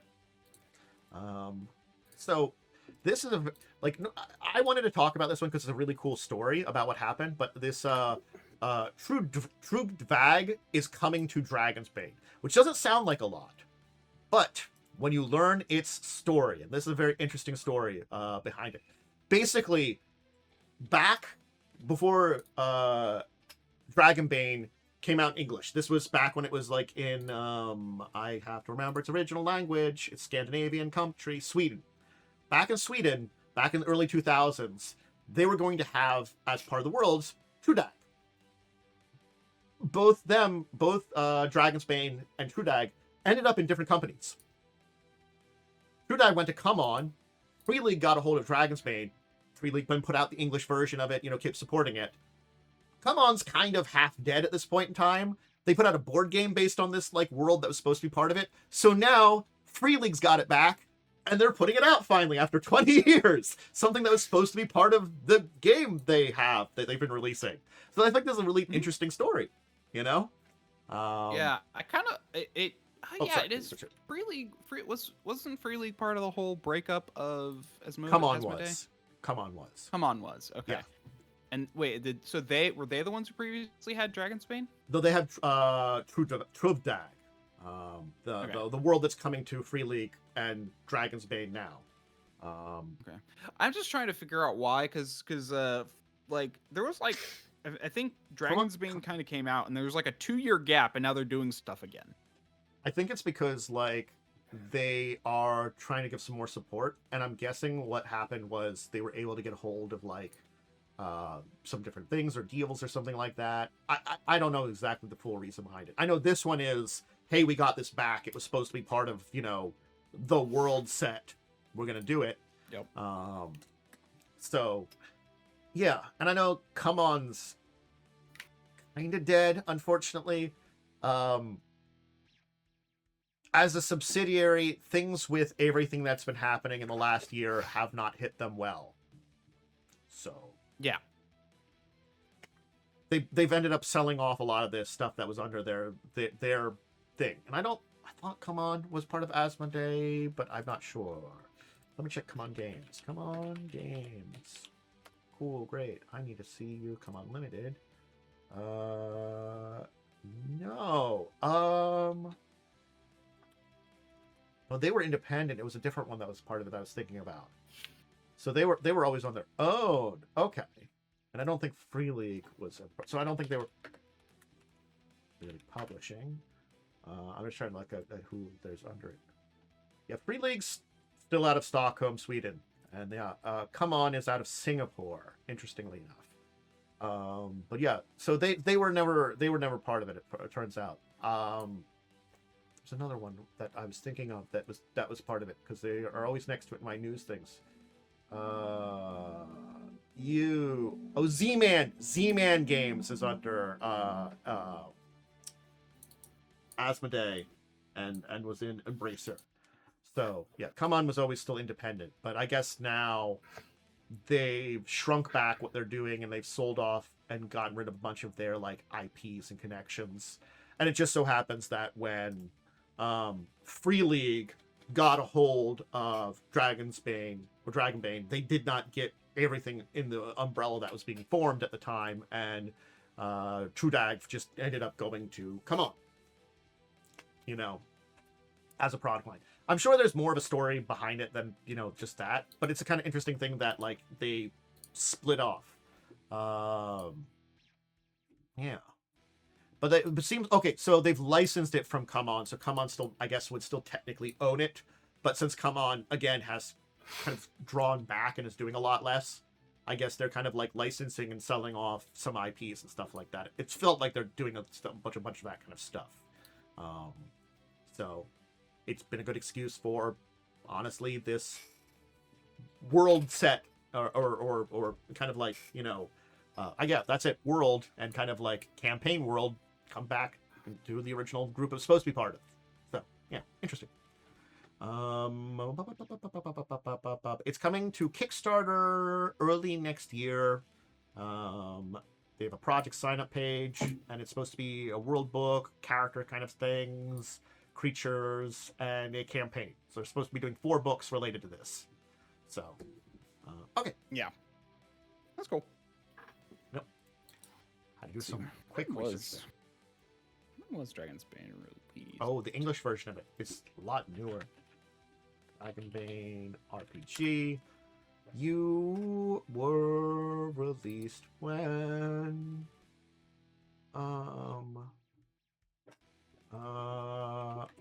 core book release date. Can you give me anything there? Okay. So the core rule book we know came out last year. It looks like. Oh, I was thinking. Well, 2023. Well, 2023. No, that's a trademark. Yeah, I think what has happened is Free League put out the current book we know about then, but I don't know if there was older stuff before then, because I don't know when Free League got a hold of, like, because it sounds like they got the rights to it earlier, but they also honestly might have just been publishing it in Sweden and not putting out an English version of it till now. You know, till pretty recently. I was thinking of something else. I was thinking of a different game that like just got content recently after a long period. Okay. Not Dragonbane. It wasn't Dragonbane. I just realized I got confused. All right. So we got Riverbank, which I think we might have mentioned before, but I couldn't find it in my old news list, so that's on me. I lost part of my news list, so it could have come up before. But anyway, we have a retail date for it.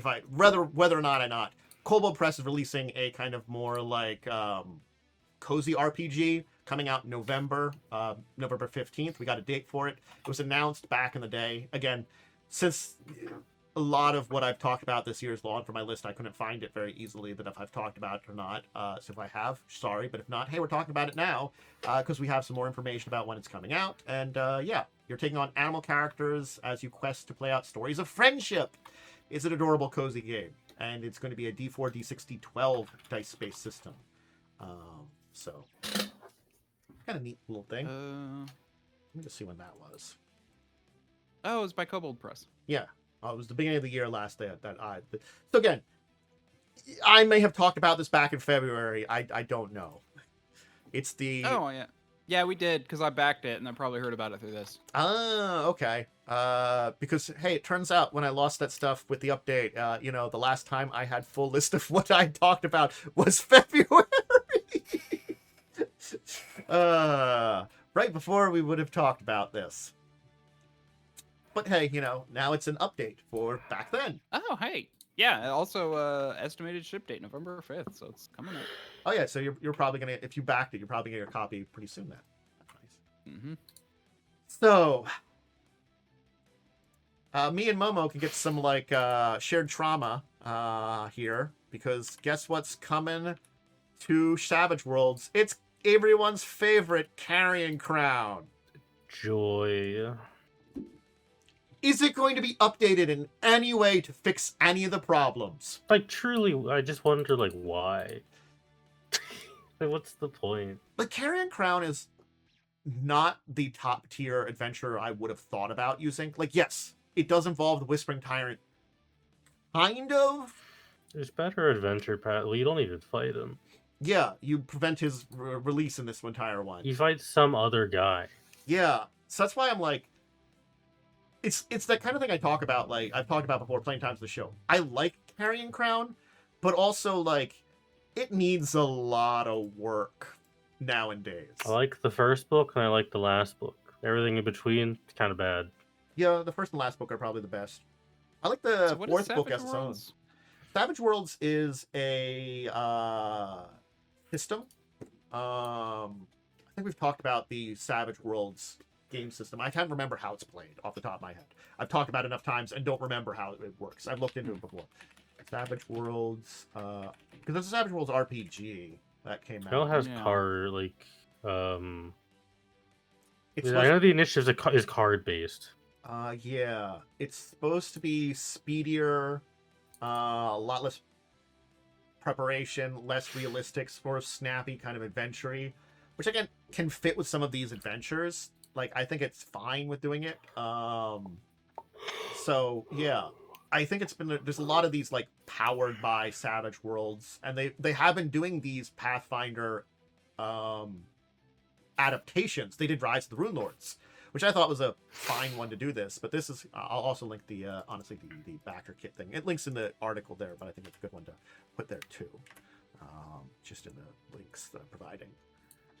It's one of those ones because they have to mechanically update it. Maybe they can fix some of the problems. I'm just curious as to how much they do then. You know, because again, like, there is a core of some really great stuff, especially at the beginning and the end, and like, okay, the fourth adventure, I like it a lot, but it doesn't fit, so I don't know how they make that fit more story-wise. And then like 2, 3, and 5, there's stuff that's there but need a little work, so I don't know. I don't know if they're going to do major like story updates or anything like that that could fix some of these problems that exist there. I'm just not sure. I'm curious, but yeah. Because, like, having the different mechanics, it is going to be different in a lot of ways, but I just don't know how far they've gone in that, Yeah. you know? I'm curious, but also maybe not curious kinda- enough. I don't know. Also kind of curious about, like, kind of how it plays and stuff. Yeah, because, like, Savage Worlds is supposed to be much more, like, quick, dirty kind of system from this, the read-up on it, so basically. So, like, Carrion Crown is also, like, a slow horror adventure. How does that work with it? It's supposed to be. It's weird. Yeah, like, I can see, like, Rise of the Rune Lords. It's the first adventure. It's a classic kind of style fantasy adventure. Cool, great. That fits with that kind of thing. You can make that a little snappier. How do you make horror snappier? I have questions. I don't know. I'm curious. Well, they already have horror stuff. I'm looking at their stuff right now. Okay. So they have a number of horror things. That's I mean, good. to be fair, it kind of depends on where you go with it. True. Also, they're on Foundry, which is neat. So, yeah. So it's a thing that maybe, like, if you do some Savage Worlds games and you want to try this out, I'd be curious what people think, you know? Again, I felt like it always needed work, but there's a lot of stuff I do like about the adventure. It's just, like, there's work that's needed to kind of, like, thematically combine them together a little bit better, fix up some of the issues that exist within the game world. I don't know if they fix them with this. They might. I mean, I'll probably add this to my list that I will eventually use for, whatchamacallit, when my podcast, when I eventually do it. Yeah. Trying out different pictures. So, hey, not old people, do you remember the Disney afternoon cartoons? If you do, you're ancient. Welcome to my world. I know they were. We didn't have the Disney Channel. I didn't have the Disney Channel either. A lot of these were not on Disney though, too. They were like on like ABC and stuff like that in the afternoons. These were the after-school shows that you go and like, you know, watch on your ABC and NBCs and stuff. I think it was ABC because they're kind of owned by Disney, aren't they, or connected with them? They One of are. those. Yeah. Anyway, so this is an interesting thing. Like a part of it has a little bit of that nostalgia for me, but also like that's kind of interesting that you're going back to the 90s cartoons at this point in time. There's supposed to be 6 2-player games. Do you have a link? Did I get the link? Oh, no, I didn't. I didn't put the link in the chat. I didn't press enter because, of course, I do that sometimes. I put it in there and I don't press enter in order for it to come out. So it's DuckTales, Darkwing Duck, Tailspin, Goof Troop, Chippendales Rescue Rangers, and Gargoyles. I have watched most of these. Yeah. In some capacity. Yeah, I've seen none of them. I've seen DuckTales, I've seen Darkwing Duck, Goof Troop, Chippendale, and Gargoyles. Not seen Tailspin. I don't know what Tailspin is. Tailspin is interesting because it's basically it's kind of like a different universe Jungle Book because it stars Baloo and he's a pilot in a world of like sky travel and stuff like that. Okay, then sure. All right.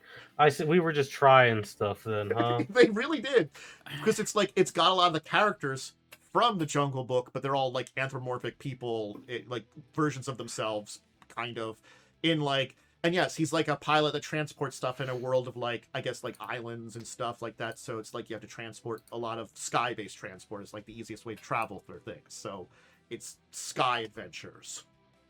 It was weird. Interesting, but weird. This was definitely Disney throwing something at a wall and was like, well, we have this cool idea. Let's just add the Jungle Book characters to it. Anyway, that's that.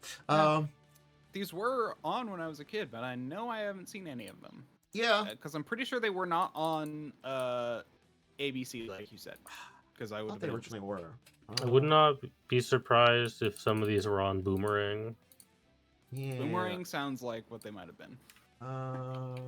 Good old Boomerang, where they just reran ancient cartoons. Yeah, trying to find out where places were originally put out on and what like channels they originally were on is not always easy. DuckTales was on Toon Disney and Disney Channel. It was never aired on ABC. Well, like Gargoyles was eventually on ABC. Gargoyles was. I do know that. I've seen Gargoyles. I knew about Gargoyles and I've seen a few episodes, but I wasn't like super into it. Because the Disney Afternoon is syndication. So I guess it could have actually been, unfortunately, I could say, local for my region. That could have been a thing too. That is actually very much a thing. Because I just remember it was afternoons where I had to hang around with my parents after school where they were kind of working, and I had an old TV that all picked up was the basic channels, and there was Disney Afternoon stuff. So I remember watching these, but again, it was on syndication, and it probably could have been local in the southeastern Pennsylvania region of networks and stuff like that. Quite possibly. So Goof Troop was on ABC as well. I didn't know they brought back Boomerang. Apparently they revived it. Hmm. It's a streaming service now. Oh, that's interesting. Darkwing Duck was only on Disney Channel. Well, I think I saw that on syndication. That was originally released there and probably ended up on the good old syndication. So yeah, it's an interesting selective things. I'm interested that the fact that they are saying it's 6 2-player games where they can kind of mix and match characters. I'm curious about that, or if they have like what kind of game it's supposed to be, because they don't say a lot here about it, and like yeah. But they say it's like 39 playable characters between 6 games. Like, there's a lot of questions I have. It's an interesting idea to revisit this. And again, that nostalgia of 90s for plenty of people that know that kind of time period. But yeah, I don't know. It's a thing. It made me think. Made me say stuff. We'll see. Anyway, so here's an interesting one because, hey, Steve Jackson Games, after all this time, is giving us, for the 25th anniversary, a second edition of Munchkin. Yes. After 25 years of having this game out, they're actually getting a second edition. Now, this reminds me of like a lot of board games and card games do get extra editions, especially if they're non-collectible ones. It's been a while. With all the updates and all the different things that's happened, I'm surprised they even were going for a second edition at this point in time. But I guess, you know, it sounds like they want a like fresh version of stuff at this point. I'm gonna be honest. I opened this when you said this, I was expecting this to be some kind of sick joke. Yeah. I don't know. How do you make a second edition of this game? This game barely has rules. Yeah. New art, fresh box, games and board designs. They have like a new style of gameplay, and then I guess rules for using older cards with their new stuff, which I guess is good because they've released so much crap for the first edition. That's all like semi-compatible or non-compatible. 25 years of garbage. You know, that's the thing I'm thinking about it is like, I like the core gameplay of Munchkin, but they've released so much garbage for it at this point in time. That's the kind of thing I feel like it's like they've thrown out so much. Yeah, I kind of wish that they kind of categorized it, you know, like into like core and or like core expansions and like secondary expansions and themed expansions. Like they actually categorized it like had like a core expansions or something. Yeah. I don't know. Like they do say like rules for using a first edition cards for the new rules, but how does that work? Because Munchkin's entire thing was you could mix and match different groups of cards. How would you do that with non core Munchkin? Because this apparently with its new elements is very much the original fantasy version of Munchkin, the original very D&D based stuff, weird. You know, things like that. Yeah, the joke fantasy, but yeah, joke fantasy. How does this work with any of the other ones, from Star Munchkin all the way to Pathfinder Munchkin to like Warhammer Munchkin, you know, which you could theoretically play together before? I'm curious if these are really compatible anymore. Like, yeah, sure, I guess the original Munchkins, yeah, but like, there's a lot here that is like, I just don't know where to go with it. Like, I don't necessarily like hate it, but like it. It's just, I have weird feelings about it, I guess is what I can say. So, but we'll see more on it next year, I guess. They're coming out with 2026 for the 25th anniversary. Speaking of which, I honestly forgot that people were putting this out because it has been a while. Edge Studios is giving us a new Legend of the Five Rings book. Neat. I don't know when the last time they've done this. I gotta be honest. I think it's been a little while. Yeah. Not that. Oh, Legend of the Five Rings. Sorry, I was thinking of something else. I was thinking Lord of the Rings. Okay. I'm like, I feel like there was an Lord of the Rings RPG like two weeks ago. No, yeah.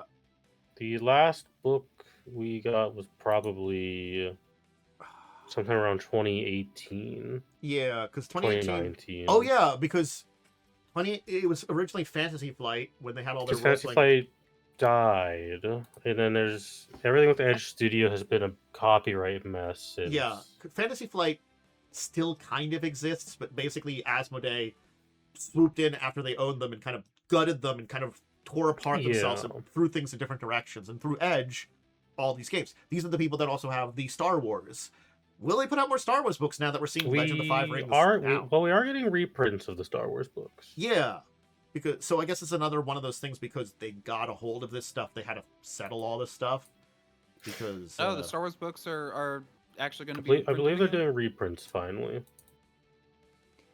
Because like those have been out for a while.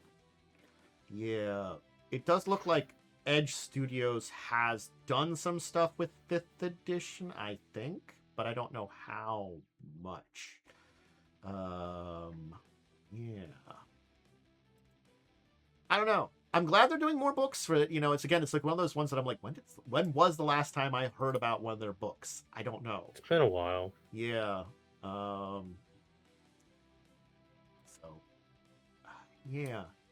2018 was the Fantasy Flight. I guess it's still technically 4th edition. No, there's a 5th edition. 5th edition is what's under Edge now, and I think would have been under. It looks like would have been under Fantasy Flight.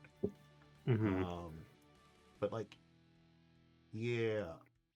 I guess Adventures in Rokugan is what they put out last. Adventures in Rokugan. When was that released by Edge Studios? I'm just saying like because that was the actual release by Edge for it. 2022. Okay, that's not too long ago. Yeah. So it took them a couple of years to get things settled on that end, and they've just been slowly putting out some releases. It looks like okay. I think that's Oh, fine. L5R had a video game released back in March. Did. Yeah. And it looks like they've put out 3 according on the wiki site they put out 3 books after they put out their new, I guess, revamped core under them, or whatever it is, the Adventures. Okay. Book. So the last. So this is their 4th book. Yeah. So the last one put out was Fantasy Flight in 2018. Yeah. So they haven't had they've had some things come out since then, but not a lot. So, I mean, more stuff, and this is more lore stuff, which It's is like slow goings. yeah, slow goings. Some Falcon Clan and Crab Clan. Look, that's all I remember as Legend of Five Rings is from the card game where all the different clans that were all named after animals. That's what I remember about it. The collectible card game for back around when Magic came out in the late 90s. Yep. Back when it was because it was apparently good at that. Yeah, like the card game was good. Yeah. So, looking forward to more stuff, and this might be a good sign of other than the reprints, maybe we'll get more of the former Fantasy Flight Star Wars, because again, I thought it was a cool system.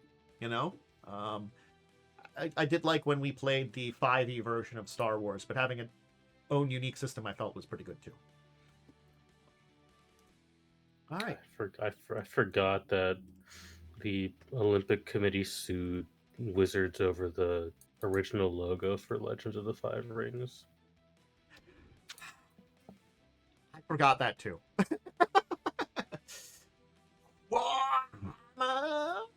Yeah, there's a lot of Warhammer stuff. I'm gonna blast through it real fast because this Warhammer Day was kind of a little disappointing compared to last year's. Okay. Not a lot of game announcements, but a lot of tabletop announcements, but a lot of like video game and collectible announcements this year. Okay. First announcement that was made is if you go to Weta Workshop, you can buy a big old statue for a lot of money of a character from Warhammer Fantasy. A character I don't know because I don't really know Warhammer Fantasy, unfortunately. Okay. The statue looks really cool. I'll post a link if you didn't already. The statue looks really cool. It probably costs a lot of money. Okay. Usually, I can actually check how much it cost. $900. So if you want to spend $900 on a statue, go right ahead. That's a price. Joy Toy, which also makes cool statues, but for $40K, is releasing a Mortarion statue, which will be probably significantly cheaper than $900. It's like, but it does look very cool. It's like I was considered, like, if we go to D&D stuff, the WizKids stuff to be that high end, that $70. But when you give me the that's actually low end. Yeah, when you give me that price, I'm just like, what the heck? That's actually low end for that. Now I know. To be fair, that statue is 1/6 scale, which is really big. Okay, so gigantic. Gotcha. We don't have a price for the Mortarion one, but it's 21 centimeters tall, which is pretty sizable for a statue. Okay. Plus, it looks cool. It's got a lot of details. It's Mortarion. If you like the Death Guard, you're getting Death Guard representation. Yeah. Rust is getting a Warhammer collab for some reason. Don't really know why. Rust? But you could look like a Kriegsman in Rust if you really want to. I don't know. Yeah. Like, I didn't know people still played Rust. The only times I know people play Rust now is when people make servers for content creators to go into, because otherwise it's memed to hell on how toxic and awful Rust is. Yeah. I didn't know people still played this game. People do still play Rust. As far as I'm aware, the people who play it really are just know how terrible everything is, and just really all enjoy just being very, basically sadists to each other. You know what? Whatever floats your boat. Okay. Mhm. Yeah. Um, It's almost at this point like don't play Rust unless that sounds fun to you, because that is basically the community. yeah, it's weird. It's horribly toxic, but the people in it kind of enjoy it. It's weird. Huh. That is Yeah. Next up, we got another trailer for Bolt Gun 2, this time announcing a second playable character who will be a Sister of Battle, which is good because we don't get a lot of Sister of Battle representation in video games. The only Sister of Battle video game is a VR game. Yes. VR game. But it's Bolt Gun. It's Doom but Warhammer, Yeah. which is awesome. First game was very good. Very excited for the second game. Very excited to play Sister of Battle. My favorite Imperium faction. Next up is Warhammer 40k Speed Freaks, which is an orc vehicle game, is getting a new vehicle, the Def Copta, which is a little orc helicopter Okay. with rockets strapped to it. I'm glad that one's getting some updates and stuff too. That was like it's like it's not in my wheelhouse of a game to play, but it looked adorable. I'm glad it's kind of seeing updates. yeah, like it's like, oh, that's kind of like a cute little thing. That's it's cute by like, Warhammer standards. Like Yeah, like crazy like driving orc game. That seems fun and silly. this one hit me like a brick. Vermintide is 10 years old. Oh, Vermintide. But we're getting announcements for Vermintide. Vermintide 2 is getting a special event. Darktide is getting a new class again. Vermintide 2 is getting like new missions. Darktide is getting new missions. It's basically just doing more content updates to Vermintide 2 and Darktide, which is always good. Those are very good games. Yeah, I think the Darktide is the one I'd expect more than Vermintide, but hearing that they're throwing it back to Vermintide, I'm okay with that. But it's kind of like a really okay, cool, great. We're getting a Darktide card game. A battle card game based on Darktide, where you play as the characters and you draw from a deck, presumably for your threats and your items. Interesting. Seems pretty cool to me. Warhammer Roleplay is getting a card game, Day of Ascension, where it is effectively werewolf but with gene stealer cults. Okay, that I can see that working. Yeah, it is for 5 to 12 players, so it is very much a werewolf. Big party game. Yeah. U2's has announced some plushies for Warhammer 40k. We have a squig, an orc, and a little nurgling. Why does it look like someone slapped his butt cheeks? Because that's just what nurglings look like. There's a book which describes nurglings in very funny and cute ways, and I very much enjoy that they're a more comedic aspect of Warhammer, which is very, very good. They're just like little silly guys who spread disease everywhere. Yeah. They're just silly guys. They just spread horrific disease everywhere. Yeah, Don't worry about it. Yeah, I believe Bolt Gun depicts them as being very sassy, which is very funny. 40k Battle Sector, which is a big RTS, is getting an orc DLC for free, which is a free orc unit. Yeah, which is cool. Rogue Trader is getting another massive update, which means, hey, gotta restart, see content again. Isn't that cool? Don't you just love that?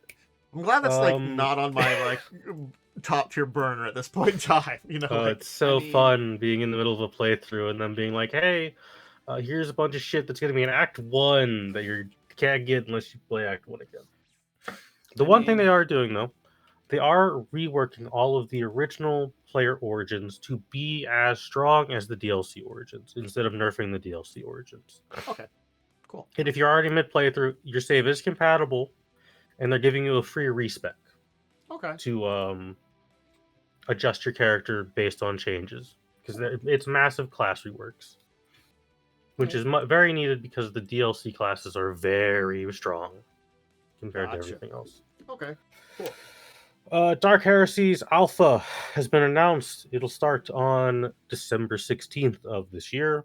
I did not purchase the alpha because it did not interest me as much. To play an alpha of a game, I would rather play the beta, which is what I did purchase. Mechanicus 2 has a demo running until the 28th of October, so if you want to play Mechanicus 2, there is a cool demo. Warp Forge, which is the digital card game, is getting Logan Grimnar and the Space Wolves added to it. If you like that game, cool. The other, I think this is also another card game.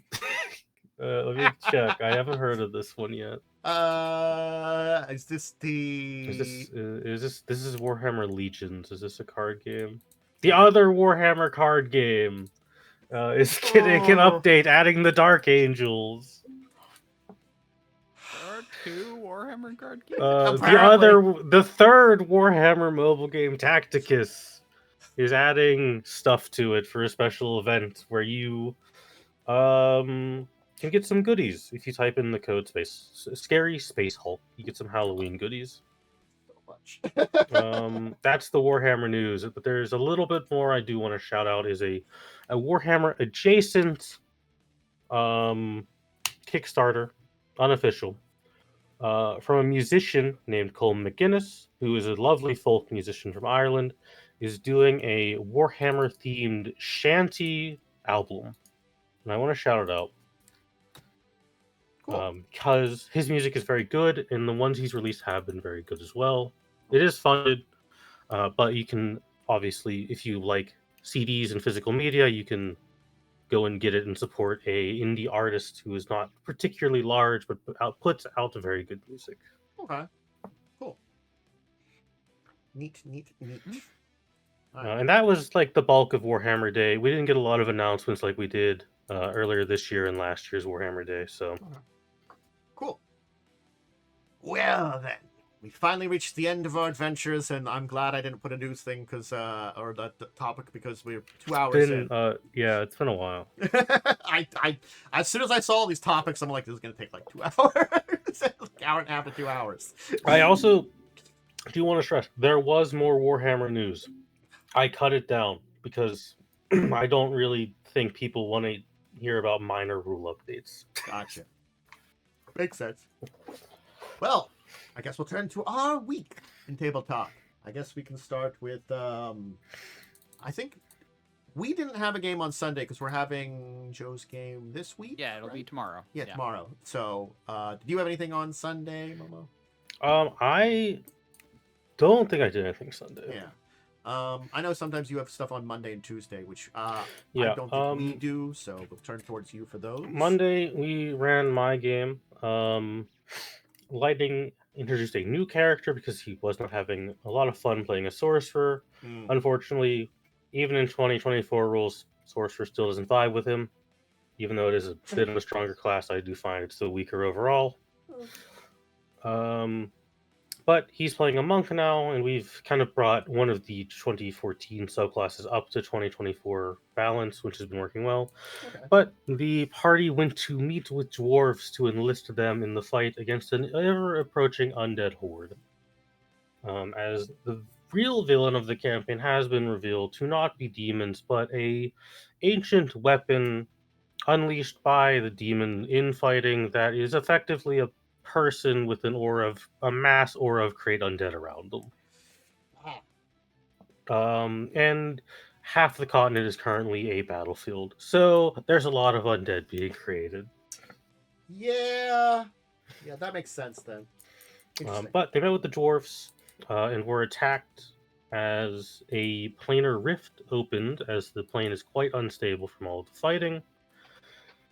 Bringing in basically more undead, vampire-ish creatures from another plane. It was effectively just a dungeon to introduce Lightning's character. Everyone had fun with it, I think. It was Okay. cool. We got some plot stuff. Learn that they're basically in a race to find an elven weapon against the new threat that has arisen. Okay. Who wishes to use it to quote defend her planet from enemies from within and from without. And judging by how evil she is, she's probably going to genocide a lot of people if she gets that weapon. Gotcha. Okay, interesting.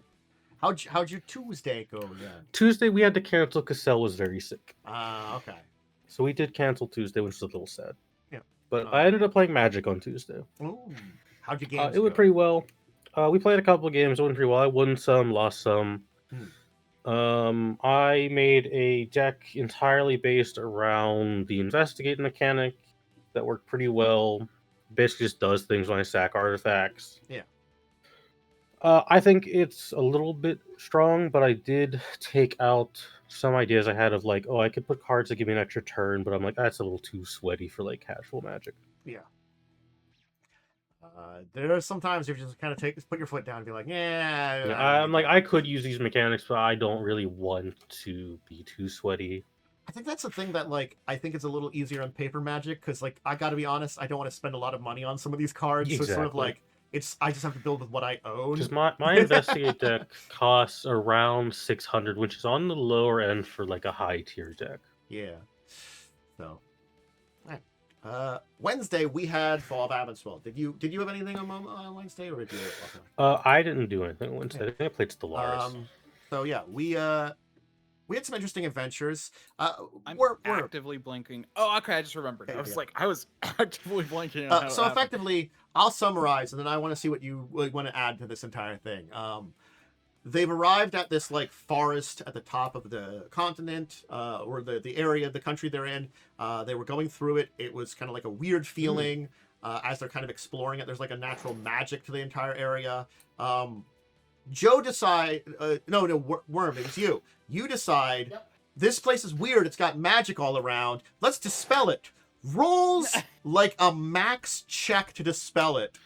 And then basically, 19, you kind of like, apparently, it's like the entire forest is under the control of some kind of powerful magical being that's like, its auras throughout it. So you just basically attracted the entire magical being to you. It's like, hi, you want something? So I could comment a little bit. Like, we had arrows shot us throughout the night, and then I'm like, you know what? I should detect magic. And then there was magic there, and I'm like, how do I know that we're... See, you want to know what my thought was? My thought was we were in some sort of illusory terrain. Yeah. That was going to keep us going in circles. I'm not going to lie, it was a very high DC, and you got it. That's basically what happened. So, like, it was basically just like, I was like, I mean... It was, and I just feel like it made sense. Explore kind of panic detected like strong magic. It wasn't a bad call at all, I don't think. I just found it hilarious that, like, you would have made a check in most cases, and, like, probably there would have been, like, a small disruption, localized magical field, but overall the magic would still be there. And I'm like, that's weird. That didn't really get rid of anything. You know, that could have been, like, kind of where you were, and you could have continued investigation. But no, you rolled, like, insane. So I'm like, well... Cool, great. Yeah. For our call, I rolled a 19 on the die. So it wasn't a critical, but it was like... It was still very high because I have a very high arcane. Yeah, so it's like, very high arcane score. Thank you. We know what's happening. I mean, it did summarize. You were technically being observed and warned to stay away the entire time. Yeah, we were getting warning shot arrows shot at us, and I was like worried that like more was gonna happen. Well... Honestly, out of character, I was kind of like, clear. I kind of knew it was just like an enchanted grove, but I figured like Ixbenor would panic when he sensed like strong magic around. Yeah, no, I think it was an interesting thing, and like the check made it interesting, and it made it that it was very easy to move on to kind of the next thing, where I assume there may have been different types of interactions to get you to there. Because if you would have pressed on, eventually you would have been confronted. There would have been a different kind of thing of like speaking, negotiations at that end. So it did speed some things along, but a different direction. Because like, I feel like there are a different attitude with everybody with you then. Because they're basically looking for a village of minotaurs. And then, you basically got the kind of like a little bit of a lore dump there of some stuff. that's kind of helpful to know. Which I have to say, I don't think I expressed it like I wanted to completely. I hope I gave the information in a reasonable character way, but like, it was one of those things I was rebuilding my notes for. So that's kind of the thing. I thought I'd put it together well enough for some information I had, but I don't know if I did. That's the only thing I worried about with that, you know. The that lore? Yeah, the little bit of lore and stuff like that. I don't know if I expressed it well enough the way I wanted to and stuff. To be fair, it was more frustrating because the person was always super vague. Not because you didn't... Like, it was clear you knew what you were talking about, but the person basically never dived into anything beyond what we asked. Is what it felt like. Like, I think they were supposed to be that way, though, too. You know? No, it makes sense. It was very much... Like, that's why it didn't bother me as, like, a GM, like, from you as a GM. It was just like... Okay, this character is basically only going to answer the questions we ask and not explain more. Yeah. So, I think that was like, I hope it was an interesting, and you got what was needed out of it. So it's going to be an interesting direction, and it was very much, okay, well, how would we expect to get that? Or like, what do we? It's like, okay, well, what are we gonna do? It's like, oh, well, that's not your actual goal. It's like, okay, then what is our actual goal? Oh, your actual goal is the place in the sky. It's like, okay, how do we get there? Through the place you're trying to go. Okay, it's like that's what it felt like. It was like it's not wrong, but he was being very like upfront, like, you know, this is just the way it is, rather than like, you know, so the subtlety did not exist. You know, it was just like a straightforward. So it was they were a lot more fluff with the way they talked about it too, which is also kind of just like, again, like, totally makes sense. I'm not like, that's not trashing you as a GM. That is just like good character, honestly. Cool. I was hoping I had the character, and it's just like I was worried there was too much vagueness, is basically what I was kind of thinking about. Is like, did I express it properly while still having him be weird and mysterious? Yeah. I think so. Annoyingly I think... Yeah, I think the hardest part wasn't so much what you were saying, so much as just like, okay, wait, okay, he used like these terms. I don't know what these terms are. And like explains the terms later, and then I have to go back and reference my notes to figure out what those terms meant in the context previously now. Yeah. So it's just kind of like, again, it makes sense for the character. Part of me would like a summary for afterwards, but yeah. I mean, again, like, I think it's also supposed to be like probably the common language you use is his second language kind of thing too. You know, it's not something, because it did seem like I did try to imply that like not everybody there speaks the language anyway. So yeah, I picked up on that. Yeah. So okay, I again, I had a few concerns because it's me being like, I could have done this better as a GM, which is a good thing to have in your mindset of like, oh, maybe I could have done that better, because that means you're looking to improve those things and keeping yourself improving. Yeah, I to be fair, actually thinking back on it, I think the one thing you could have done is probably made things like, I think the kind of blunt and mysterious is good. I think it's less bad as a GM as much as it is for a stream GM, because I think it might have been a little bit better to be explained a little bit more clearly. Yeah. For a stream. Yeah. That's the only, and now I'm thinking about it, that's the only thing I might say is that like, I didn't mind as a player, it totally works. I could still have done a kind of character like that, but been a little bit more open, because it would have worked a little bit better on stream. And that's the kind of thing of like, it's a type of character, but you have to kind of like express it from different angles. And I was probably more focused on making sure the players were trying to pick up on things to a degree while still being kind of mysterious, but maybe not enough for like a wider audience. And that's the thing. Yeah, so that's just something I just thought of now, but it's like, so it's just, it's hard. On stream, sometimes you need that extra level of attention, you know? So. Yeah, it's another little step for it. And, you know, that I think that's fine that, you know, you kind of like point that out, because that's the thing I was thinking about is like, was I enough for the players? And it's the question is like, well, maybe I should have done a little bit more for the stream too, which sometimes, I got to be honest, that's something you try to keep in the back of your mind, but you don't always keep in the back of your mind when you're like writing these things out for like lore and figuring stuff out. So, all right, cool. And so you're off to your next spot. They're gonna use some like forest magic to basically like, I don't want to call it like, it's like tree stride, except like forest stride, I'd call it, or something like that, you know, to take you where you need to go. And they're like, we can drop you off, but we can't get you back. Good luck. Yeah, well, you know. it's also, I feel like it's also double-sided to be like, yeah, we also don't want you back, so we're gonna do this so you can't. Well, they're very much of like, hey, whatever's going to happen to you isn't going to affect us. Yeah. I think it's more like, we don't want you sticking around because we don't want it to affect us. It shouldn't, but we don't want to take any chances either way. Yeah. Yep. Anyway, so, anybody do anything on Thursday or Friday? I played more Magic, but it went about like how you'd expect it, right? I kept thinking of trying to join with you guys, but I was always busy with something, and I was like, damn. Yeah. Every time I saw the thing of Magic, I'm like, it's not going to join.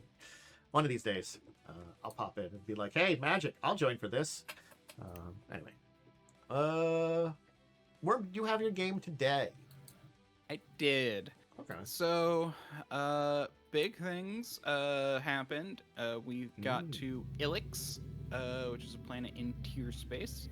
And we met up with an elven contact. And then when we left, we got met up by another elven ship who basically was like, hey, we're looking for some people, because our group has like a connection with the elven Imperial Navy. Okay. Who's like trying to keep space kind of neutral, although they also have their own issues, but yeah. Elven Imperial Navy. But they're trying to police the space though and stuff. And this is a very heavily elven area because Tyr is a majority elven population, if I recall correctly. So yeah. Anyway, so they're like, hey, if you get anything, use this item. They gave us a one-time sending stone. Okay. To like contact them. And then we went on and we also told them where we were going, so that way they can get in contact with us if they need us, or know kind of what we're going to be doing, so that way they can know kind of how close we are if they call us for help. Okay. Yeah. So, but then we moved on to what is it called? Port Weather, whose full name, if I recall, I didn't actually write it down, is Port, I don't know whether or not I should name it, it's not my job, or something like that. It's a gnomish port, and gnomish ports are always weird. Such as Successful Aerostatic Colony Mark II, or It's Not My Job to Name It is another one. Yep. You know. Sounds about right. Yeah, and we're looking for signs of Lenkis's grandfather, who he's here to deliver a letter from his late grandmother to his grandfather. Okay. So, and we found out he is in the area. So we followed a shipment that he had to Port Weathers. So we found like a shipment that he was set up by him to go here. And then we found out he picked it up and left in a small vessel that only had him and an auto gnome, which is basically like a gnome construct. Yeah. Okay. Interesting. So we don't know exactly where he went, but we know because of the size that he couldn't have gone much farther than the center solar system area. Interesting. So. Yep. So we're kind of finding a bit of my plot. That's nice. Get a little plot in there. Just a little bit of plot. So cool. That sounds like a very interesting week in gaming. Unless anybody has anything else, we can move on to finish today. So, hey, thanks everybody for joining us today. It was a big topic day, and I hope everybody enjoyed kind of diving into a lot of very interesting ones there. So, yeah. I guess I'll turn to Worm you for your shout out. Unless, Momo, you've got an extra one to add in there too or not? I don't have anything to shout out, though. Cool. And Worm will just turn towards you for it. Mm-hmm. Yeah, I'm DiamondWyrm. You can find me on twitch.tv/DiamondWyrm or at DiamondWyrm on Twitter and Blue Sky and DiamondWyrm9234 on YouTube. My next stream should be... my current stream times are Friday and Sunday. Friday afternoon, Sunday morning. Cool. All right, myself, Dracovin. Hi, this is my channel. I hope you've been enjoying here. Do make sure that if you can pop by on YouTube and make sure you subscribe, that does help a lot. That's the best place for a lot of these things. Please check out the rest of the stuff I do. I'll be back. You can check out stuff daily there. If you want to see me live on Twitch, hey, you can always join me on this next week, Saturday at 6. But otherwise, I will be back on Tuesday. I'm going to do some more gaming. Next week for my gaming segments, other than my tabletop-related content, will be more Hollow Knight 6 Song. And I am planning to do a randomizer of probably Biorand Resident Evil 2, just to give us something spooky in the season, just because I haven't been able to do anything spooky all season. So I just want to do something at least, and I thought that'd be a fun one to do, because I've done randomizers before, but another jump into one after a while might be fun. So that'll be also next week. So expect those two things gaming wise, and expect all the normal tabletop stuff. All right, everybody. Hope you have a great rest of your weekend, a great rest of your day, and until the next time, I say farewell to you all. Goodbye!